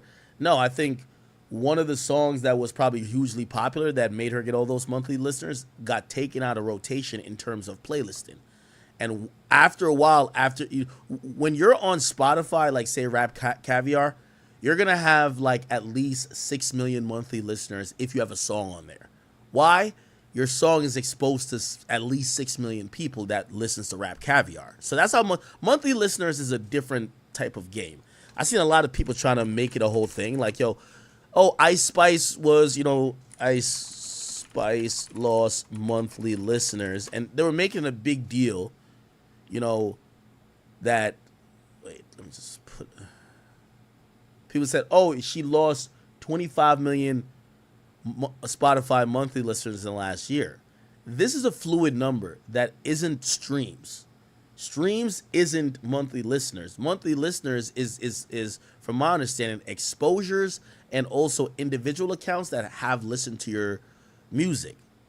Again, to put in and quantify it, Yeet, and this is what my man at Spotify told me. He said Yeet doesn't have the most monthly listeners, but his listeners listen to his music more than anybody else's fan base. Yeet listeners primarily only listen to Yeet. So his streams is extremely high because let's say he has 1,000 listeners, and say someone has 10,000 listeners. His listeners are listening to his songs 100 times. The person with 10,000 listeners are listening to it twice. So, you know what I mean? It's a fluid stat that you can't take too serious. And I have to remember, like, for example, like Tory Lanez. When Tory Lanez was on the remix of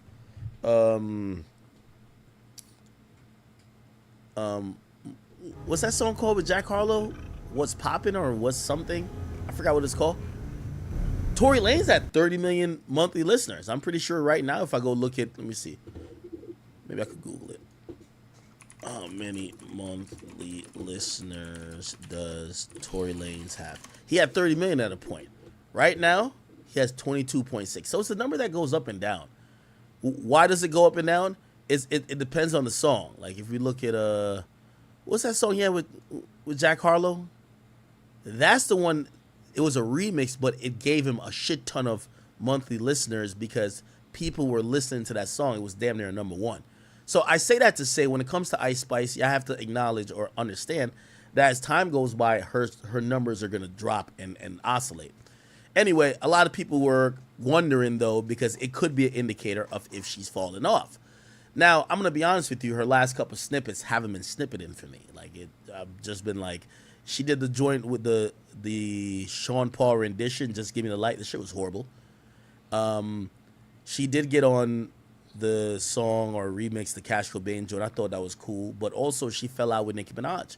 And what I've realized with Nicki Minaj and her fans is that they only support what Nicki likes. So if you fall out with Nicki or you're exposed to be a fake supporter of Nicki, they stop fucking with you. So a lot of people, that was going into that narrative, right? So the whole 25 million Spotify listeners, people are like, oh, she's now falling off. So I think she was trying to get shit back popping, or not back popping because she is popping, but drum up more excitement. And I think they were trying to do like a relationship shit with Central C, who's a hot upcoming artist, even though he's from the UK. Now, I'm going to be honest with you, just truthfully, I thought it was fake at first. I thought it was fake. There was just certain things that was just like, it was too profound for me. Like, I get it when they were in the Lamborghini and when he was taking her and buying her some shit. But then when they both put up pictures of them in the jersey, right? Both right here. So this is Central C in the jersey, and then we see Ice Spice in the jersey. Where's Ice Spice at? Yeah, we see her in the jersey. We're like, all right, come on now, and then you hear the snippet where it's like, yo, if he's cheating, I'm doing it back or something like that. It felt like it was more of a narrative, like a rollout for a song. So I'm believing this is a fake relationship, rollout for song, which, by the way, I've thought that there's been a bunch of fake relationships. I think Drewski and Ruby Rose was fake. I thought Ice Spice and Central C was fake until the girlfriend of Central C came out, and apparently this person is basically saying, nah, it's not fake. That nigga did cheat on me. You get what I mean? And let me see if I can find what she said. Central C ex-girlfriend. She came out, she started exposing shit. Let me find on Twitter, because these other pages got a lot of shit going on. Oh, yeah? Central CX. That's how Central C getting it up, huh? Okay, here we go. You guys caught us. It was all PR. I hope that you enjoyed the video that dropped at midnight last night. I know I did. I know I enjoyed going to the club and going to the set. And I know that I definitely saw that video before anyone on here did. You guys caught us. It was all PR. Wait. Wait, is it PR? Yeah, no, obviously not. Girls, you told me to stand up, so I'm standing up. Let me tell you how I did not know that any of this was going to fucking happen. Okay, all right. Let me take you guys back a couple months. I'm laid up in bed with Pookie, and he comes to me, and he's like, I have a new song to show you. And I'm like, yes, serenade me. I'm like ready to hear some poetry. And then he plays me his verse. I'm like, what the fuck? Not only did you just snitch on yourself that you're cheating, but you just told me exactly how. Give me your fucking phone. You telling me ZK Trappy69 with the wet emoji is not your childhood friend? He tells me it's just marketing and I know how the internet works, so I just forget about it. A while later, he tells me that he wants to hire an influencer to do Wait, what? like a lip-syncing video to one of his older songs. And I'm like, okay, makes sense. Then he's like, I'm gonna send her a car because she asked for one. I was like, okay, makes sense. He didn't tell me he was sending her his personal car to start a dating rumor with her. I was with you guys, knees deep in that comment section, asking if we were still together. I tried to have a conversation with him about it, and all he kept saying was, all right. No, I'm kidding, but seriously. I actually tried to understand what was going on, and nothing. At this point, I'm starting to realize, oh, this is why girls don't date rappers. So I call my team, and they're like, Madeline, he just started a dating rumor with another girl. Aren't you supposed to be going to Nigeria with him? Who is this girl where she says she has a team? I thought she's just the ex. In 2 days. This is going to be multiple parts. Okay, let's go to the other part. And this is when it clicks. This is not a vacation. I have just entered this man's marketing scheme. So I say I'll still come to Nigeria based on the one condition that none of the professional pictures that are taken of us get posted, because I've just realized what is happening and I don't want to be seen with this guy. I understand that rapper boyfriend has promotional activity to do. I just don't want to lose the last shred of my dignity. Shocker, the pictures get out. Guys, if I had known I was going to be photographed like that, I would have put on some fucking concealer. Learned the fucking lesson from the jet skis. Although I actually clearly didn't learn anything. So now I'm seeing these ugly pictures of me come out. I'm getting flamed by my friends, and my work is calling me, Madeline, we told you not to do one thing. Get photographed with him. So you guys remember the song? I then remember he also gave me a release date for the song, and I'm realizing that it's only like a month and a bit away, and that this Lagos incident was not a coincidence, and I am knees deep in this guy's plot. I didn't want to be seen with him for like as long as possible before this song drops, because I want to be as far away from that conversation as humanly possible. The girlies are fucking laughing at me, like I cannot take another public humiliation. So I ask him for a conversation because I want to break up with him, and he's like, I can see you on the 1st of July for this conversation. And I thought that was weird because it was in the middle of June, but he was doing his first ever headline shows. 1st of July rolls around and he is begging to see me, like he is adamant that he has to see me that exact day, but I'm kind of busy, I'm with my friend. Anyway, he ends up calling me at 11 p.m. at night, and he's like, I need to see you tonight. And I'm like, why are you so desperate? He's like, because you need to remember that I'm a human being when you see what you're going to see tomorrow. Wait, what? I am this close to calling the fucking police, because that is a threat. He has had no direct access to me ever since that phone call. I'm thinking, Wait. How is that a threat? What? and he's like, I need to see you tonight. And I'm like, why are you so desperate? He's like, because you need to remember that I'm a human Chat, I know I'm lost too. being when you see what you're going to see tomorrow. I am this close to calling the fucking police, because that is a threat. He has had no direct access to me ever since that phone call. I'm thinking that this conversation is going to be our love, our relationship, so tell me why 10 hours later he's posted up with a fucking patty. Guys, imagine you break up with your boyfriend one night and the next day he is posted up with Ice Spice and Chrome Heart. I didn't even actually get to break up with him and he's already with the next girl. He gave me not even like 12 hours notice before he was being filmed in Chrome Hearts with her. The flight from America is 12 hours. She was already on the fucking plane. Hey, woman to woman, what did he get you from Chrome Hearts? Because all I ever got was a tank top. So yet again, I am in the comment section with you guys. Such is ever. This is 4 days until my birthday. When I saw him in her comment section like that, I tweaked so fucking bad I was gonna put this screenshot on my story. I thought rapper boyfriend was at least considerate enough to let me have my birthday. I was supposed to be going to Nigeria with him. Who is this girl where she says she has a team? I thought she's just the ex. In 2 days. This is gonna be multiple parts. Okay, let's go to the other part. And this is when it clicks. This is not a vacation. I have just entered this man's marketing scheme. So I say I'll still come to Nigeria based on the one condition that none of the professional pictures that are taken of us get posted, because I've just realized what is happening and I don't want to be seen with this guy. I understand that rapper boyfriend has promotional activity to do. I just don't want to lose the last shred of my dignity. Shocker, the pictures get out. Guys, if I had known I was going to be photographed like that, I would have put on some fucking concealer. Learned the fucking lesson from the jet skis. Although I actually clearly didn't learn anything. So now I'm seeing these ugly pictures of me come out. I'm getting flamed by my friends, and my work is calling me, Madeline, we told you not to do one thing. Get photographed with him. So you guys remember the song?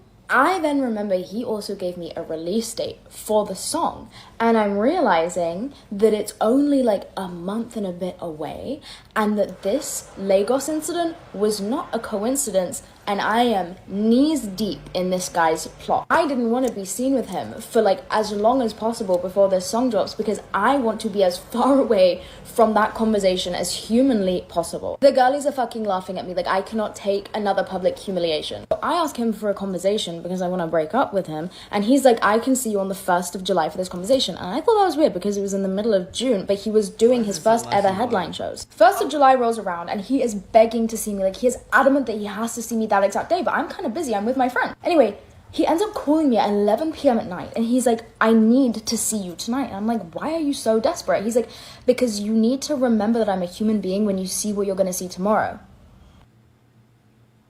Wait, what?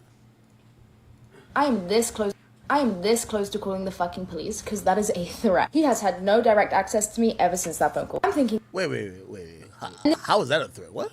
and he's like, I need to see you tonight. And I'm like, why are you so desperate? He's like, because you need to remember that I'm a human Chat, I know I'm lost too. being when you see what you're going to see tomorrow. I am this close to calling the fucking police because that is a threat. He has had no direct access to me ever since that phone call. I'm thinking that this conversation is going to be our love, our relationship, so tell me why 10 hours later he's posted up with a fucking baddie. Guys, imagine you break up with your boyfriend one night. I thought you said you were done with him. She's crazy. Well, not her. Classic women are all crazy, but you gotta pick one of the crazy eyes. Beautiful too. You gotta also say women are beautiful, but also crazy. And he's already with the next girl. He gave me not Men even are like 12 hours notice before he was. I'm just trolling. Men are dumb crazy. Stalker, kill you in your sleep type crazy. Yeah, they're crazy. Filmed in Chrome Hearts with her. The flight from America is 12 hours. She was already on the fucking plane. Hey, woman to woman, what did he get you from Chrome Hearts? Because all I ever got was a tank top. So yet again, I am in the comment section with you guys. Such is a bop. Why is she making this clout rage video? What the fuck is this? Section like that, I tweet so fucking bad. I was gonna put this screenshot on my story. I thought rapper boyfriend was at least considerate enough to let me have my birthday week, and then I see them at the club on the 6th of July. My birthday's on the 7th. You guys remember when he made me pay for my own birthday ticket into the zoo? At least I woke up to something better this year. That is why my friends had to turn up to my house in gorilla suits the day of my birthday, because I had just woken up to a video of him with a big booty baddie in the club. He literally had to drag me out of my fucking house. This man has since emailed me, called my mum, tried to follow my friends on Instagram. You get the gist. So it wasn't that much of a surprise when I get a call from his team, and it's a girl on the end of the phone saying, first and foremost, I'm a girl's girl. Cough twice if he is holding you hostage, otherwise I need you to put down the phone. So his team is calling me, trying to convince me to have a conversation with him, and they're trying to tell me like he had no... Yo, chat, I'm a little bit lost. What the fuck is this chick talking about? It's confusing because it sounds like she had a relationship with him, but not really. Looks like he's not really seeing you. If he hits you up in the middle of June saying he wants to talk to you and you're his girlfriend on the 1st of July, 2 weeks away, it don't sound like y'all together, right? Control over this, and I'm trying to get the point across. It doesn't matter if he had control or not. Why the fuck was I told 12 hours before it happened? I'm going insane because all I'm seeing is comments being like, how could she condone this? This is so embarrassing for her. Like, why would she let her man act like this? Guys, I wasn't. Clout. They're doing this for clout. I never agreed to this. No one told me. I did not know about this in the way that you guys thought I did, but I also haven't watched the video yet, so if you want to see a live reaction, it will be on my podcast. Alright.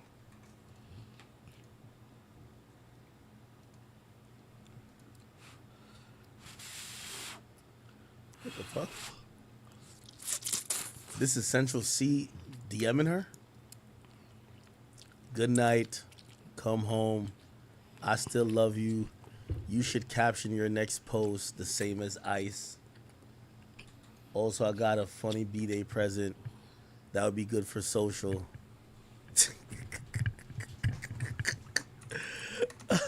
Hold on. I know some of y'all like your act. We don't give a fuck about this. I'll give a wrap up in a second. Just bear with me. Let me see what she got going on. Is this not her? What's her TikTok? How can I find that video? I want to find that video. Is this a new Ice Spice in Central? I ain't tripping the grip in my purse. I don't care, cause he did it first. I'm selective with who I get with. Girl on my phone trying to see who I slept with. Okay. Alright. I want to see this shit with the text messages. Unless I'm tripping.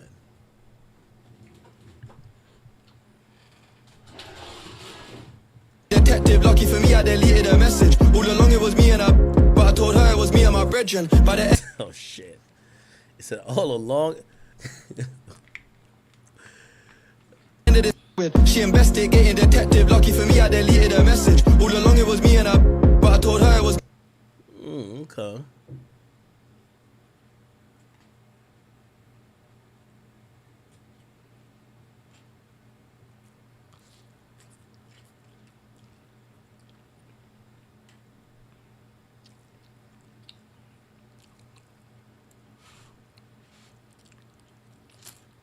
Hold on.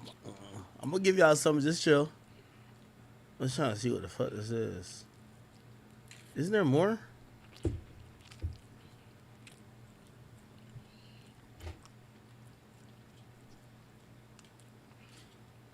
Her name is Madeline RG. Who the fuck is that? Madeline RG.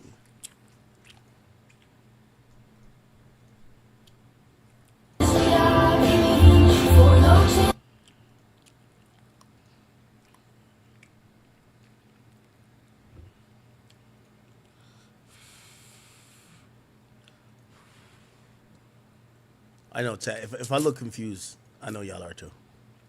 This is her TikTok. All right, man. Yo, fuck all that. Whatever his ex-girlfriend's name is. Yo, the end of the day, man. This is why I realized this is the new type of way that people are being marketed. 100%. Like, yo, chat. So let me put y'all in game. It's monkey see, monkey do that's happening in the industry, right? I don't know if this was his actual girlfriend or whatever, this person that was complaining. I don't know if that's his actual ex-girlfriend. I actually want to believe that, to be honest, this is all fake, bro. Like, with all due respect, this whole shit's fake. We've seen it too many times in the last couple of months to actually believe it. Ruby Rose, Drewski, fake. What was the other one that was fake too? That people thought like these two were getting together. Like the industry is drumming up these fake relationships because that's what people are tuning into, and they think this is a way to get these guys to go to the next level.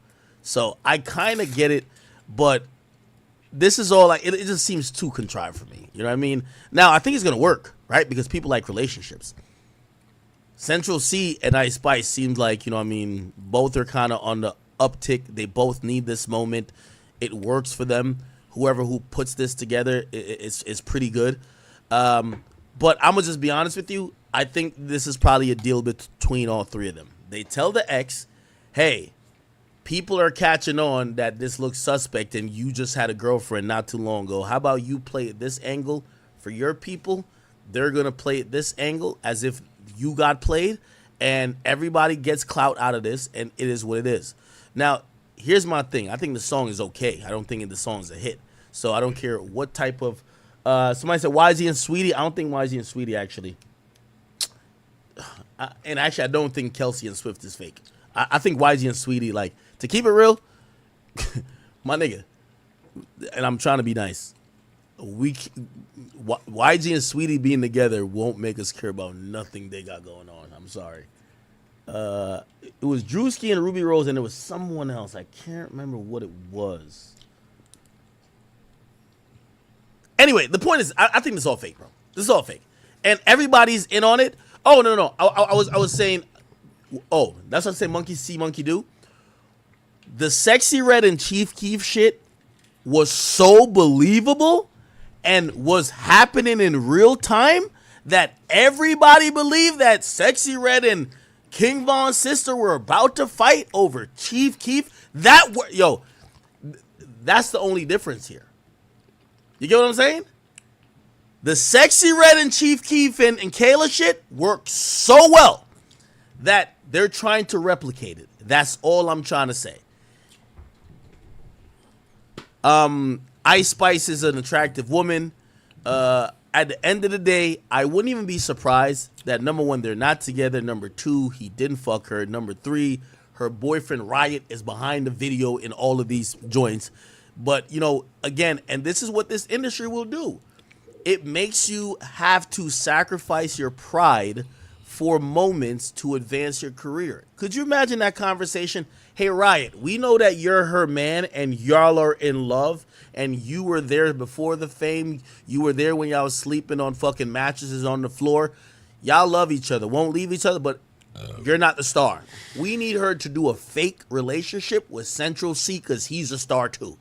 And you have to sit there and think about your own pride, but think about the upside with the money that your girl's gonna make, which means you're gonna make, and you gotta sit there because he produced the song. Like, think about it. The nigga who Ice Spice is cheating on, supposedly, I think he produced the song. Ice Spice Central C song, because the song came out. It's called Did It First. Did It First. Like, put like this.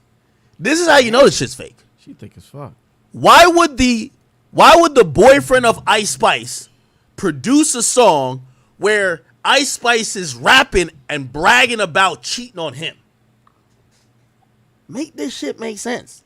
That's what I'm saying. This industry is an evil place. It will make you turn on your morals and turn on things you would never do. And you'll explain it to people like, nah, that shit ain't real. That shit ain't real. Because you're looking at it like what people are going to perceive about you, you're just going to give off fakeness, right? But in reality, Riot is with Ice Spice. That's his girlfriend. Or even if they broke up, you still wouldn't produce a song that's rapping about how she was violating you. You get what I'm saying? As well with that, Central C, I don't know if he's still with this girl or not. And by the way, it might be one of those things that they allow for people to believe. And in chat, if y'all don't think that a record label sets up fake relationships, I have many examples to tell you or show you. Like Lil Xan said that him and Noah Cyrus was a fake relationship set up by Columbia. A label will set that up to try to bring an artist to a next level.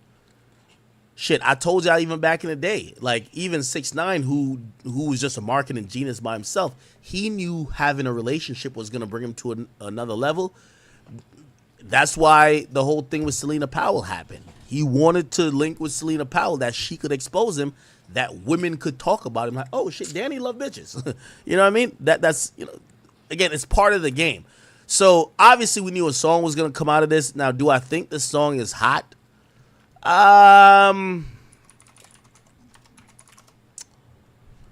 It's okay. It's okay. Central C, Ice Spice.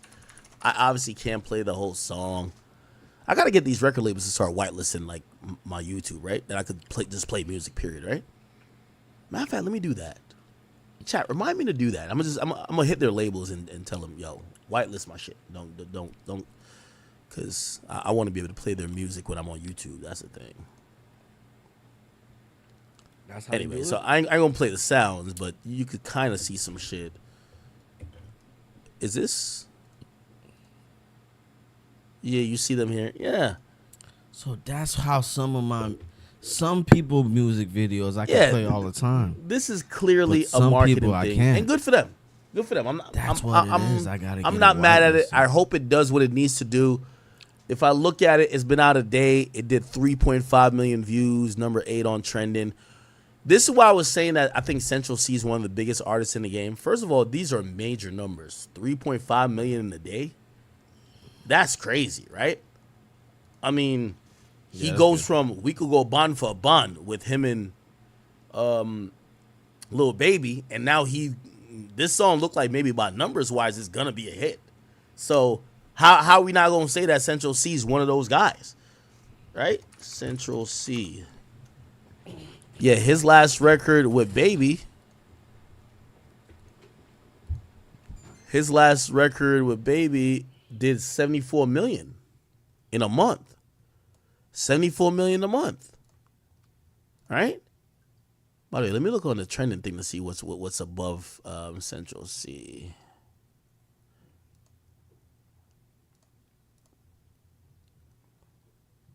It's trending. It's not even trending in music. It's just trending overall. Let's see what's trending in music. Oh, no, never mind. Wait, Not Like Us is still trending number 1? God damn it. Not Like Us still trending number 1. The video, actually. Then you have Eminem, the Toby featured, or Tobey. I don't know if I'm saying it right. Big Sean, Babytron. Renaissance, Eminem again. Bossman D-Lo. Bossman D-Lo been really going up, man. Bossman D-Lo is like, yo, this is why I hate what that nigga Kendrick did. Because this is the moment that Bossman D-Lo would have got a Drake feature. Facts. Drake would have just drummed on one of his tracks that's already popping. And that shit would have went bananas. You get what I'm saying? Instead, Lil Baby does it. But right now is when Drake usually makes that move. He's like, all right, Bossman D-Lo popping. All right, cool. I'm going to hop on it. A lot of people are going to be like, I put him on. Fuck it. Then another Eminem joint. Then we got Katy Perry. Is this ranked? This is not ranked. Yeah, it's not ranked because I would have seen the Ice Spice video already. How do we see like charts? Anyway, all right. All good, man. All damn good. Chat, what y'all up to?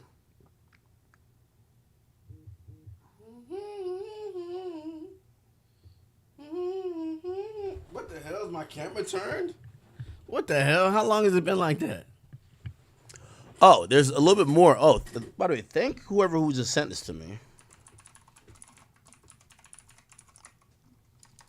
Oh, this is her TikTok here. Wait. How y'all gonna tell me to go to her TikTok, but it's disabled? Madeline RG. Oh, it's right here. I thought it was disabled. Okay. Let's see. A threat. He has had no direct access to me ever since. Okay. Okay, now that we got the logistics out the way, I have to laugh. When I got sent this story 5,000 fucking times, me and my friends were dying. We thought Ice Spice must have found out that he played me and beat his fucking ass. That's the only reason he would have one shoe on. And then he escaped, and that's why he said you only live twice. Then this guy put on his broadcast channel, no Madeline slander shall be tolerated. Who is he talking to? Who is he talking to? Pookie, are you losing it? Who the fuck let this man on my team? Okay, I'm done. And if anyone else has any theories about where his shoe went, please let me know. I actually tried asking his team and they... Yeah, I want to be honest with you. I kind of almost feel like she's not a part of it, and she's the pawn in this. Like she looks like she's having a breakdown. This don't look good for her. But at the end of the day, and this is what I was saying, like making these sacrifices, I think Central C's like... I think Central C has made the decision, yo, I might have to give up on this woman. Like, yo, fuck this relationship. I'm trying to be the biggest artist.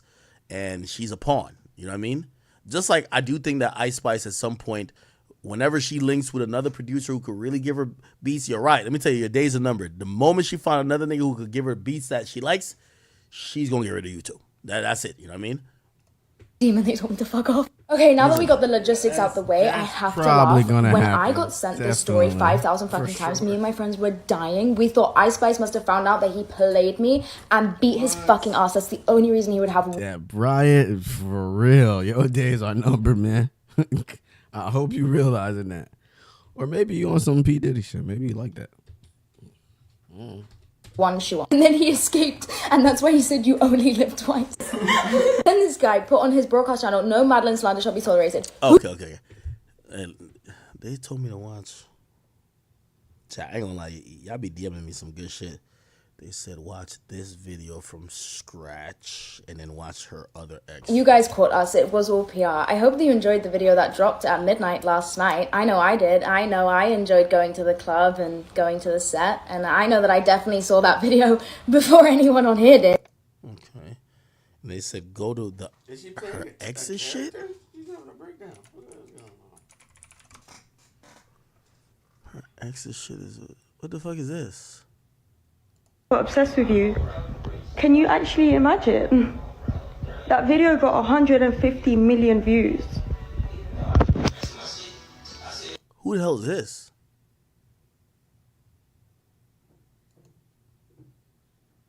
Huh?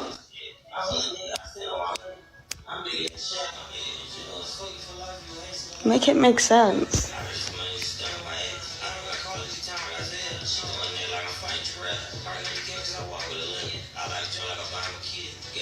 It's not cooking. Were you together with him? No, we wasn't together. We didn't kiss. We didn't sleep Who's this person? Who's Kenza? together. She kind of look good. No. But he really tried to make it look like that for his brand. And then you have the audacity. Okay. This person put me on game. Yo, who is this person? This nigga's a plug. This nigga said, yo, that's 6 Kenza. She knew him before the game and kind of helped get him on. To ask me to have. Oh, so what this is coming across like is like Central C's just a marketing genius. He's using these women. He knows how to promote a song. And at the end of the day, he's a UK rapper who, I told y'all the story about Central C.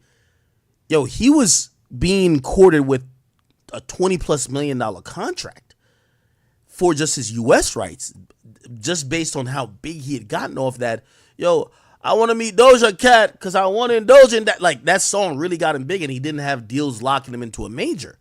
So he's had a big bag already in front of him, and he's one of them guys who probably, like, you know, he's a young dude. Like, by the way, you know, not to, some of y'all gonna be like, I'm dick riding 6ix9ine. I think people have just seen what 6ix9ine did and just be like, yo, we could manipulate the internet just like that nigga. Maybe not beefing with people and trying to kill people, but we could manipulate people and just lie and joke and get clout and work songs that way. So I guess these people are coming out to say Central C manipulated them, right? Which, shit, Central C, my nigga. Get your bag, boy. Have your kids. I've not even slept with you. So you basically want to trap me and use me and gain off me and not pay me a dime. And then when I'm not with the program, you move on to the next victim. That's what you're doing.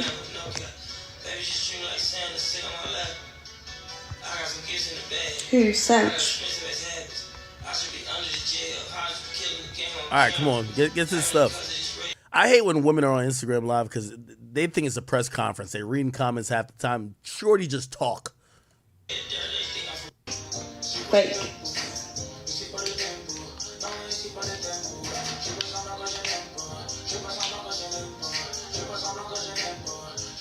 All right, man, what is she talking about?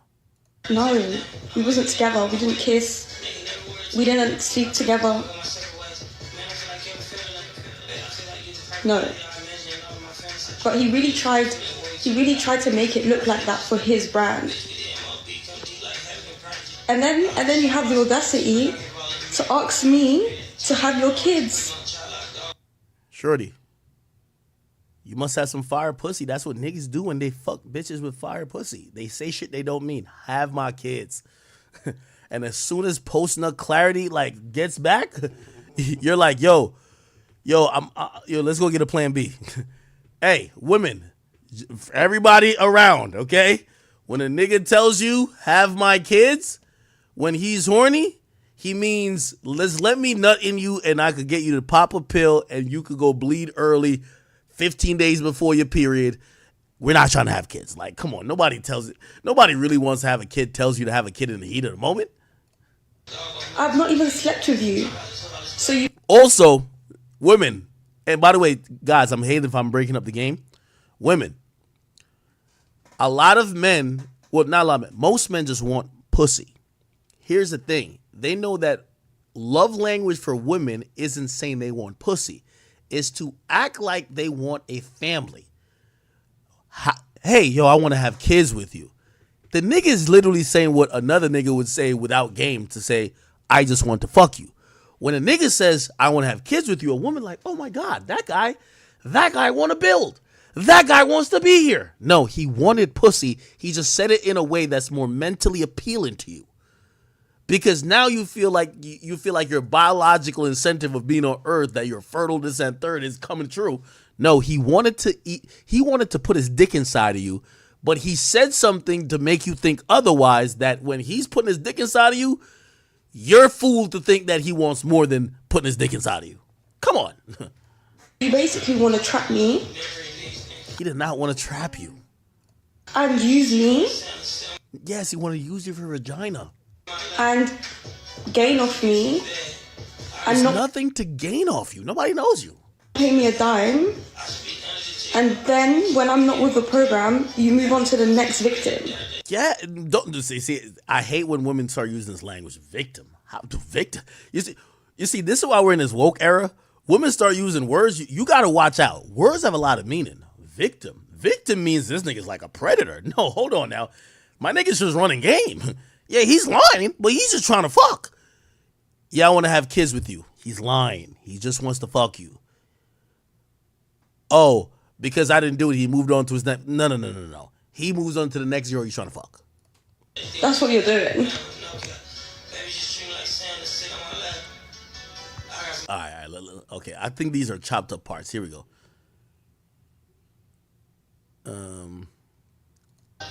Is that why you cut him off? Yeah. I don't want nothing to do. I actually don't want anything to do with him because this is another false thing. Most of the times, women have men in friend zone type areas. They didn't really cut the guy off. The guy cut them off, and the guy realized he's just not gonna fuck. That's when he left. Women will toy with the guy like a yo-yo. Just keep playing with him while he's in the friend zone. They're not gonna cut off somebody who's in the friend zone. The nigga wanted to fuck. He knows he's not gonna fuck. He dipped, but you feel like you have the power because you told him no. I never deep the situation. Like, I never deep that you're actually just using me. That's another trigger word that men have to worry about in 2024.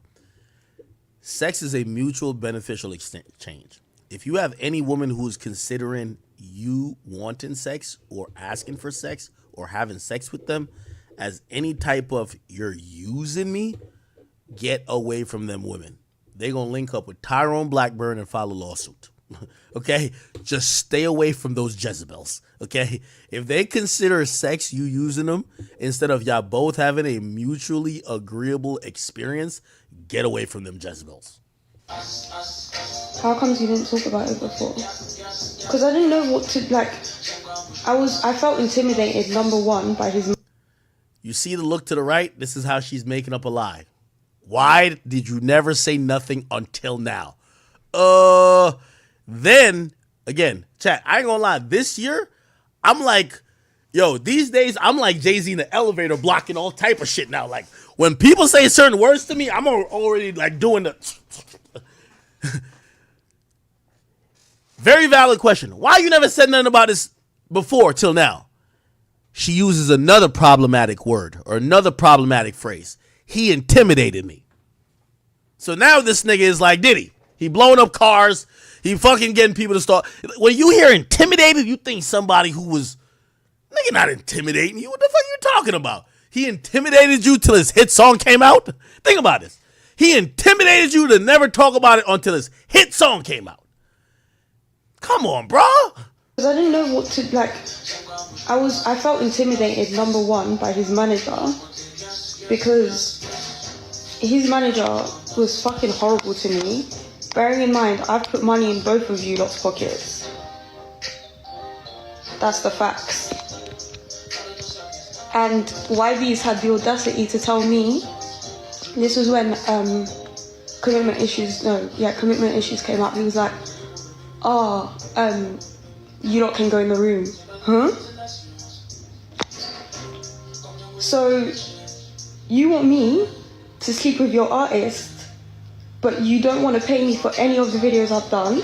You want to use me and suck me dry, and you want to embarrass me online for your marketing. Huh? From that day, I knew he was getting no tuntun. Because are you actually done? Oh, man. Yeah, I feel sorry for her too, to be honest. She probably didn't know. I knew what he was on.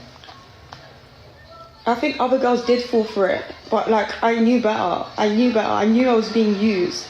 So it's like I'm not gonna carry on whatever this thing is. Yeah, I feel sorry for her too, to be honest. Okay. Speed through this. Why didn't you say anything? Because it's like I didn't want to be messy. Number one. Number two, I didn't know what to say. I didn't know what to do. I felt like no one was in my corner. Everyone, like, when that video happened, obviously it changed the trajectory of my career, because before then, people knew who I was. I had like 600k followers, but after that, I just like blew up, and it just got a lot because no one was backing me. I don't have security.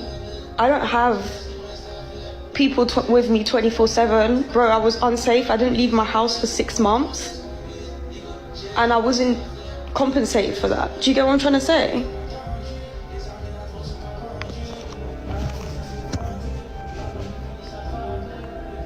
Like, it got scary. Yo, I'm scared of any woman when they're talking about trauma, they still talking about money that they didn't get. Like, wait, hold on, I thought this was about niggas intimidating you. What about why you keep talking about you ain't get paid? Like maybe it would be better. Like, yo, all right, yeah, well, yeah, I was getting threatened, but I got paid. Like, this is a little concerning. Scary. It actually got scary. Why don't you take him to court? I just might. Wrap it up then, man. Wrap it up then, man. Wrap it up then, man. Wrap it up, bro. Did I ever want to be with... Wait, did you ever want to be with him at some point, or was it strictly friendship? I didn't want to be with him in that way from my end, because I would just be used. Like, what's the point of being used and dogged out publicly? Like, what's the point of that? What's the point of sleeping with someone for them to just embarrass you and use you on top of that? Like, that doesn't make any sense to me.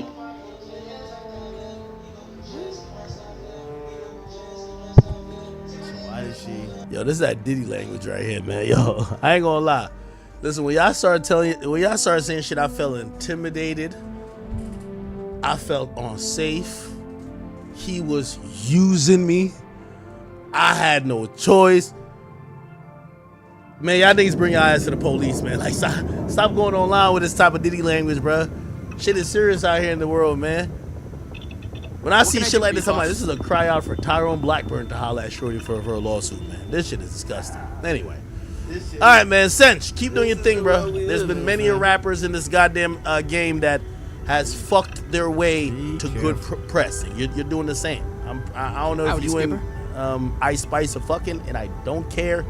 But the mere fact you have a couple of exes or whatever in a frenzy, because really they're just seeing you're having an ascension when it comes to, you know what I mean, people talking about your love life. It's a good thing. What do you need? Okay? Just watch out for these sixes. They'll come back with some allegations like, yo, yeah, he made me do this. I didn't want to do it. Watch out. Anyway. Somebody says, if I was Central, see, I would cheat on my girlfriend for Ice Spice too. Howdy, Skipper. I guess.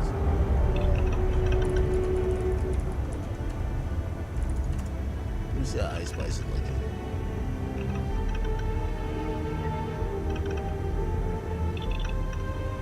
Alright, yes. Okay, Good word, G. next topic.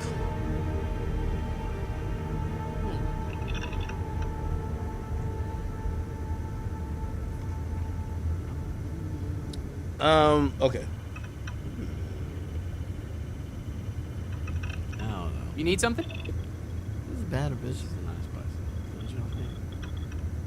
I kind of went into Eminem album, but there's so much like disses in there, ain't it?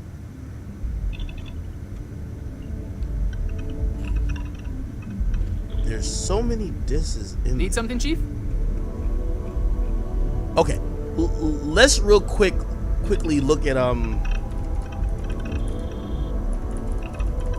All right, so I gotta give you a little bit of like understanding of what this is. So, Alec Baldwin's trial. How's it going? Alec Baldwin he's an actor. Essentially, he was doing this movie, I think, for Rust, and essentially, they gave him a gun that he was supposed to shoot on the movie set. The gun is actually loaded with real bullets. Now watch me. Oh my God! Oh! For that game were absolutely, exemplary. Like they were an example to be followed. Everything would just look completely different. Because when I'm playing, it's fucking amazing. I get a sense of like immersive sim in a lot of, because the way obviously I play a lot of my games is I do a lot of the side stuff. So in the first area I did a lot of the gigs. What can I do for you, boss? Cyber psycho sightings. Okay, Santi wants to know just the base game or the DLC. No, I'm playing the main game for the very first time, bro. I held off on it, and I said I would play it this year, and there isn't really anything I wanted to play until like Star Wars Outlaws, and I wasn't in the mood to play Elden Ring again. So I decided, it's time to play some Cyberpunk. And the level of freedom it gives you, and how you want to approach obstacles and scenarios about, hey, you know what, I'm gonna basically use my cyberware and burn people out, or stealthily approach a segment by distracting enemies or turning off the cameras and then stealth killing them, or just going in there with the katana and chopping heads, or perhaps using a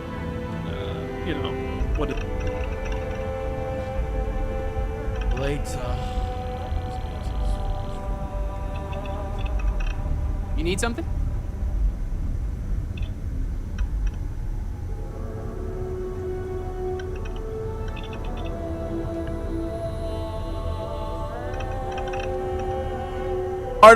A part of 21 Savage's Illuminati ritual was that he gotta take 1,000 selfies, nigga.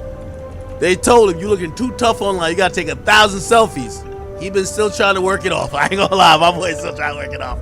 He's still trying to work it off, my nigga. They told me you gotta take 1,000 selfies, nigga. That's how he gonna. Yo, they was gonna ask for his soul, but they said we don't need your soul, nigga. We just need you to take 1,000 selfies, nigga. That's it. 1,000 selfies. You feel me? My boy been taking selfies ever since. Nah, I'm playing. Hi, Skipper. What do you need?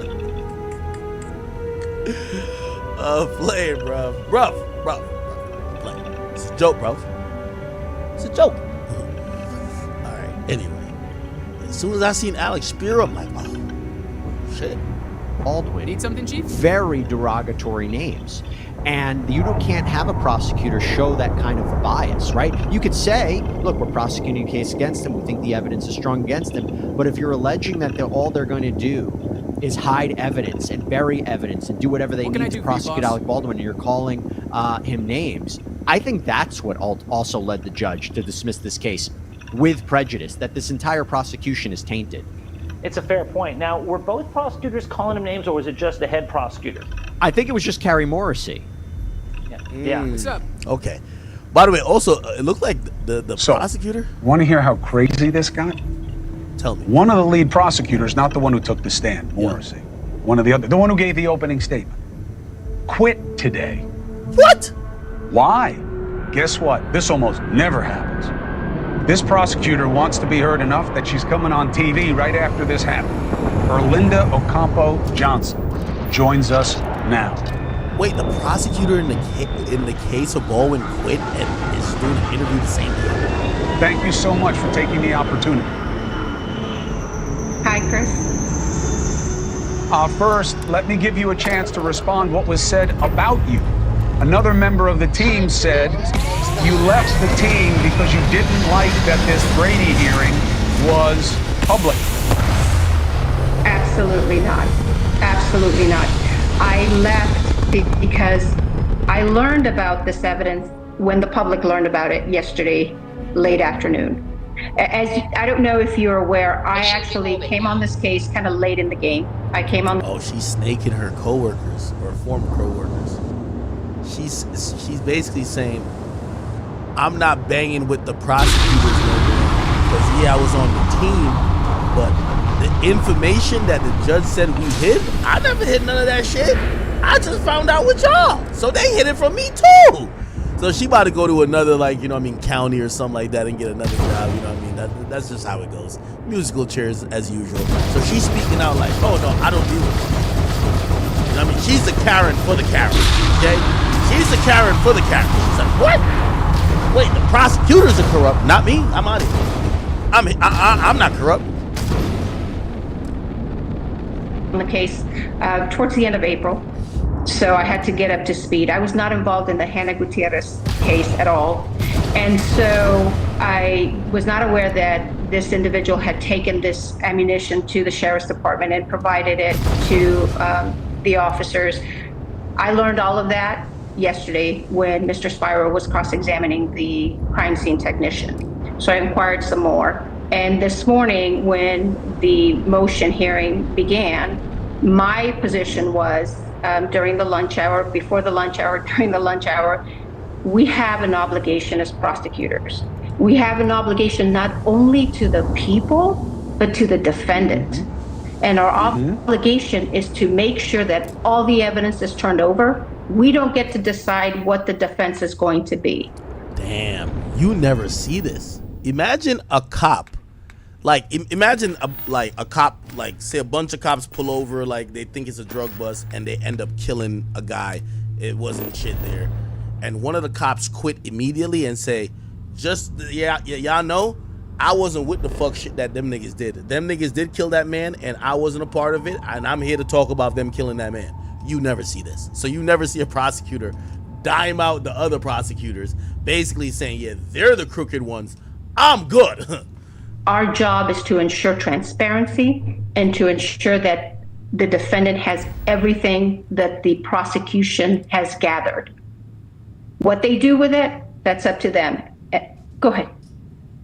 Two things. One, the better minds that I bring on the show, because what do I know, were very impressed by your opening. They felt that you had good command and that you made a very strong case. Yeah. Did you believe that Alec Baldwin should be found guilty? I did. I believed the evidence that we had. I had no idea that there was this other evidence that had not been turned over. That there were some actions that were done during the filming, and there was some recklessness. I did based on the evidence that was available.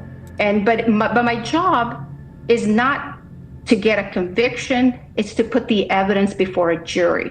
That's how I saw my job, is to put all this evidence before the jury and let the jury decide. But once things start, go ahead.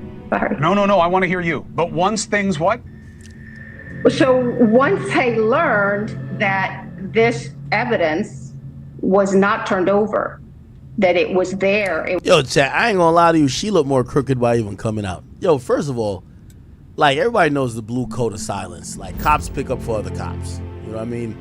So if she's trying to snitch on the prosecutors, and she a prosecutor, either she more crooked than them, or she not about to be a prosecutor again, which now I believe her. I believe her then. But I don't believe, like, you know how many people they probably wrongly sent to jail? Like, come on, man. You know how many poor people that don't have, like, crazy money for private investigators to go poke the bear in Hornet's Nest and figure this out and figure that out? Come on, bro. Like, she knows she done sent a couple niggas to jail who probably didn't belong there. Now she's over here acting like, no, we have this due diligence to the people who we're prosecuting. You're a prosecutor. You get promoted if you win the majority of your cases or get people to plead guilty. You don't get no promotion if you motherfucking tell the person you're about to send to jail, oh, you know what? We really got no case. So, like, I'm calling cap on this. It was under a different case number, and my obligations, my ethical obligations as a prosecutor. Now, keep in mind, I've been a prosecutor. I was a state. Now, granted, what she's saying is right though. Like, there's an ethical part of the job, but bruv, everybody is in these jobs trying to get by. Like, these people, like, you know what I mean? It's the decision was already made in the office. So that DA's office say we're gonna prosecute. She's on the team. She's doing the opening statements. I'm saying if she was really on this ethical shit, she would have crossed her T's and dotted her fucking I's. By the way, this info didn't only come up then. Apparently, there's another person whose name is Hannah Gutierrez, who's the person who was the armor. They had some court hearings and this info kind of came out. She didn't do her due diligence. She's just doing it now because Alec Baldwin team hit them with the gotcha niggas. Anyway, all right, I know some of this might be boring to y'all, so let's not keep like watching all this shit. Anyway, have y'all seen the whole? All right, let's talk about Diddy real quick, then we'll go to Eminem. So, Diddy, they're saying Diddy threatened to kill somebody. They said Diddy threatened to kill Vibe editor over a magazine cover. They said Diddy has entered rarefied air. The accused mogul has been accused of so many horrific crimes. Let me see. Where did this accusation come out? I'm trying to figure out where the accusation come out. So Diddy Vibe editor.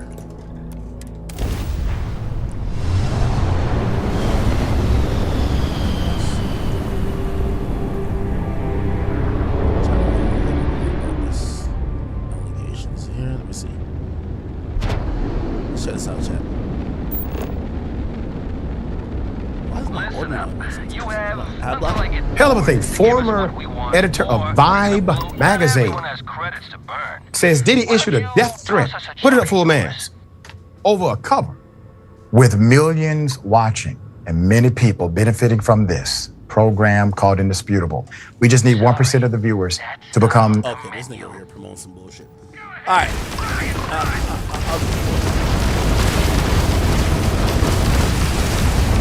Okay, so Huffington Post saying Combs allegedly threatened the former Vibe editor-in-chief Danielle Smith in 1997 after she declined to show him an upload magazine depicting him as an angel.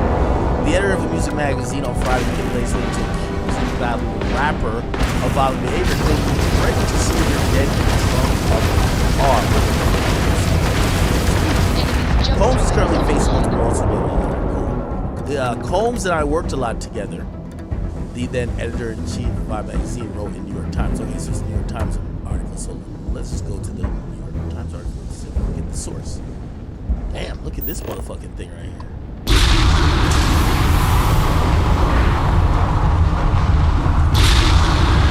Gotta subscribe for this shit. I thought I got Diddy painted. Fucking madness. All right, whatever. Smith recalled wanting Combs on the cover of Vibe's 1997 December and January 1998 issue with in white feathered wings. The photo shoot in September went swimmingly, but the aftermath proved disturbing. Combs wanted to see the Vibe cover before they went to press.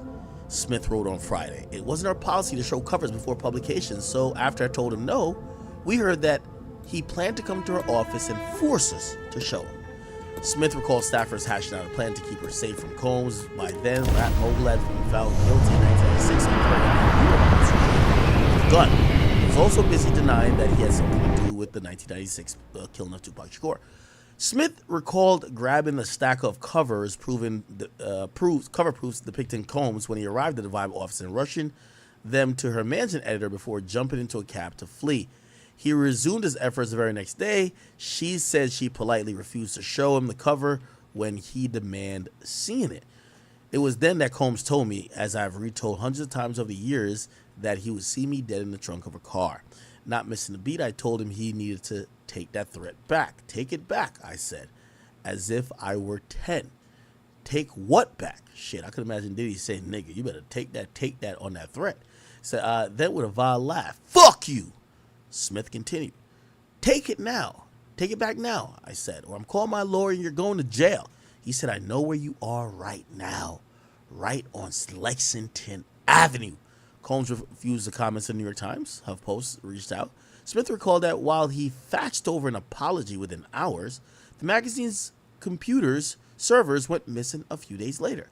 Fortunately, a staffer saved an early version of their upcoming issue on a personal disk, and the cover went to print. He's not been accused of blah blah. Wow. I mean, I'm gonna be honest. You know, is this him and her? Oh shit, this is. I guess they must have had a cordial relationship.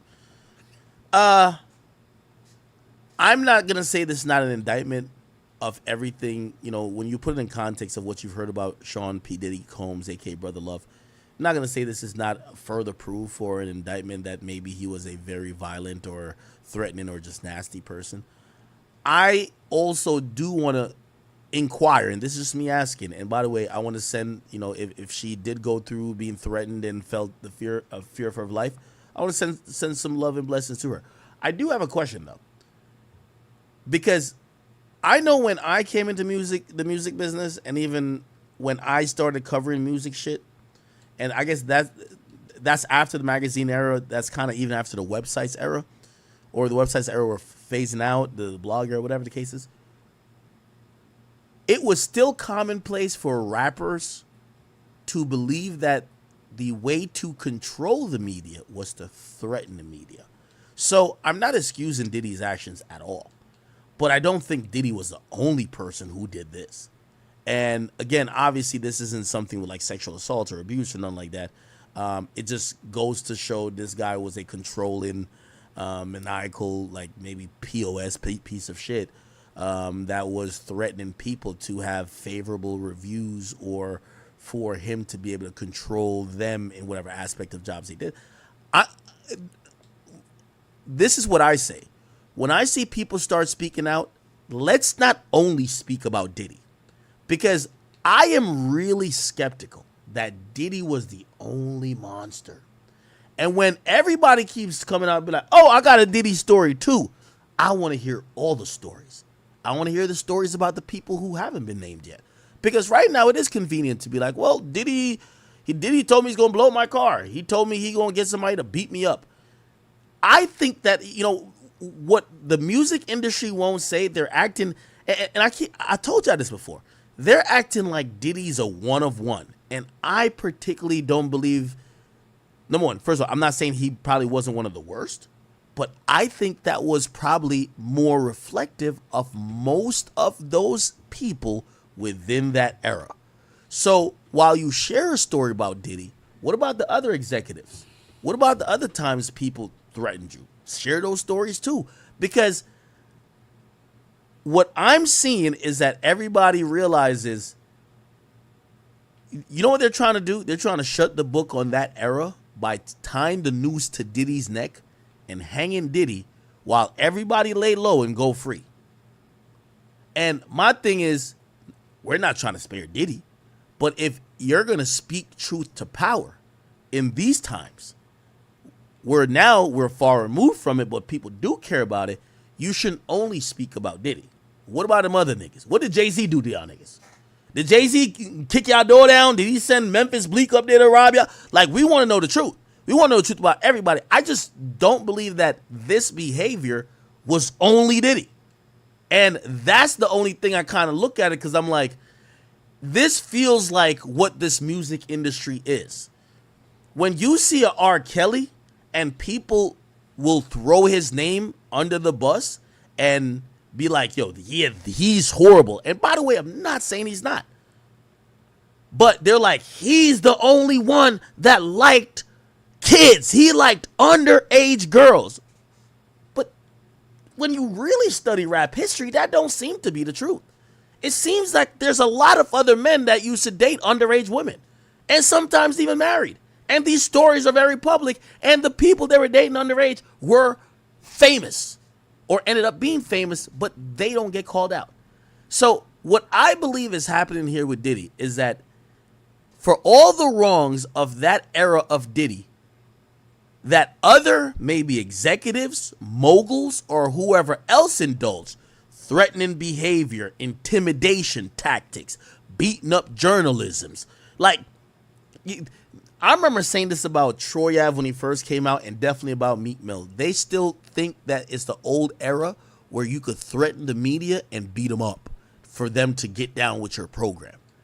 Don't you see how Meek Mill talks to me like, no, we could beat up Ack and get him out of here. That's why he's done. We're not in that era anymore, right? But there was a time, like if you watch Straight Outta Compton, I know it's over exaggeration, but it's loosely based in truth, where niggas is going up in their record label office and fucking with baseball bats and they swinging and breaking shit and intimidating the people, hopefully to get out of a deal or to get this or get that. That was definitely intimidation, and threats were all peppered through the music industry. If we're to go off the stories we hear, now maybe you can make the argument to be like, well, we're not talking about other people right now. We're talking about Diddy. My thing is that if this is something that the New York Times cares about, we should expose everybody who was making these threats. And from what I'm hearing, all of the, let me not say half, all of the executives were behaving in this manner in terms of strong-handed approach and acting like street niggas to journalists and label people to get their intended result. So I'm still waiting to hear the people who are going to tell me the story about how Jay-Z was running around and how Irv Gotti was running around, and even Dame Dash, even though he looked like he's been telling his story a long time. I want to hear about everybody because, I see everybody trying to rush too quickly, and I guess jail is going to be the thing that people are going to feel like, okay, this era is now, we've right the wrongs of this era. But I just find it hard to believe that Diddy was the only, I'm not saying he might have not been the worst, but I find it hard to believe that some of these allegations, Diddy was the only nigga doing. I find it really hard to believe. I find it very hard to believe that he was the only people threatening journalists, saying they're going to kill him, doing freak-offs. I find it very hard to believe. But, I'll digress. Anyway, so if you guys didn't hear the news as well, so Diddy's mother was actually hospitalized, right? And his mom was hospitalized, and apparently, let me see, apparently they think that stress is a factor. Let me see if is this a hold on, give me a second. What the fuck? Okay, no, okay, that's the old one. Anyway, so Diddy's mom, her name is Janice Combs. She's actually 84. Now you got to imagine 84, you're up there in age. She was actually admitted to a hospital after having chest pains recently, and a source familiar that was close with the situation, they're kind of thinking that it might be stress related. Now it says Diddy was with his mom at the hospital, and that she was still at the hospital and she wasn't discharged yet, and they're keeping her for observation. You got to remember, his mom is 84, right? And trust and believe, trust me, and I know, nobody worries about someone more than their mama. Like, again, your mother, and usually as a son, you rather your mom not know some of the trials and tribulations you get through, because their stress level, which probably primarily is caused by a source of helplessness, because she loves her son. I don't think she thinks her son is a monster, but could she do anything to help him? No. Right? So she's kind of just watching this snowball effect happen. And, she's probably stressed because she's worried of him. Right? They always say, they say stress is like a big killer in minority groups.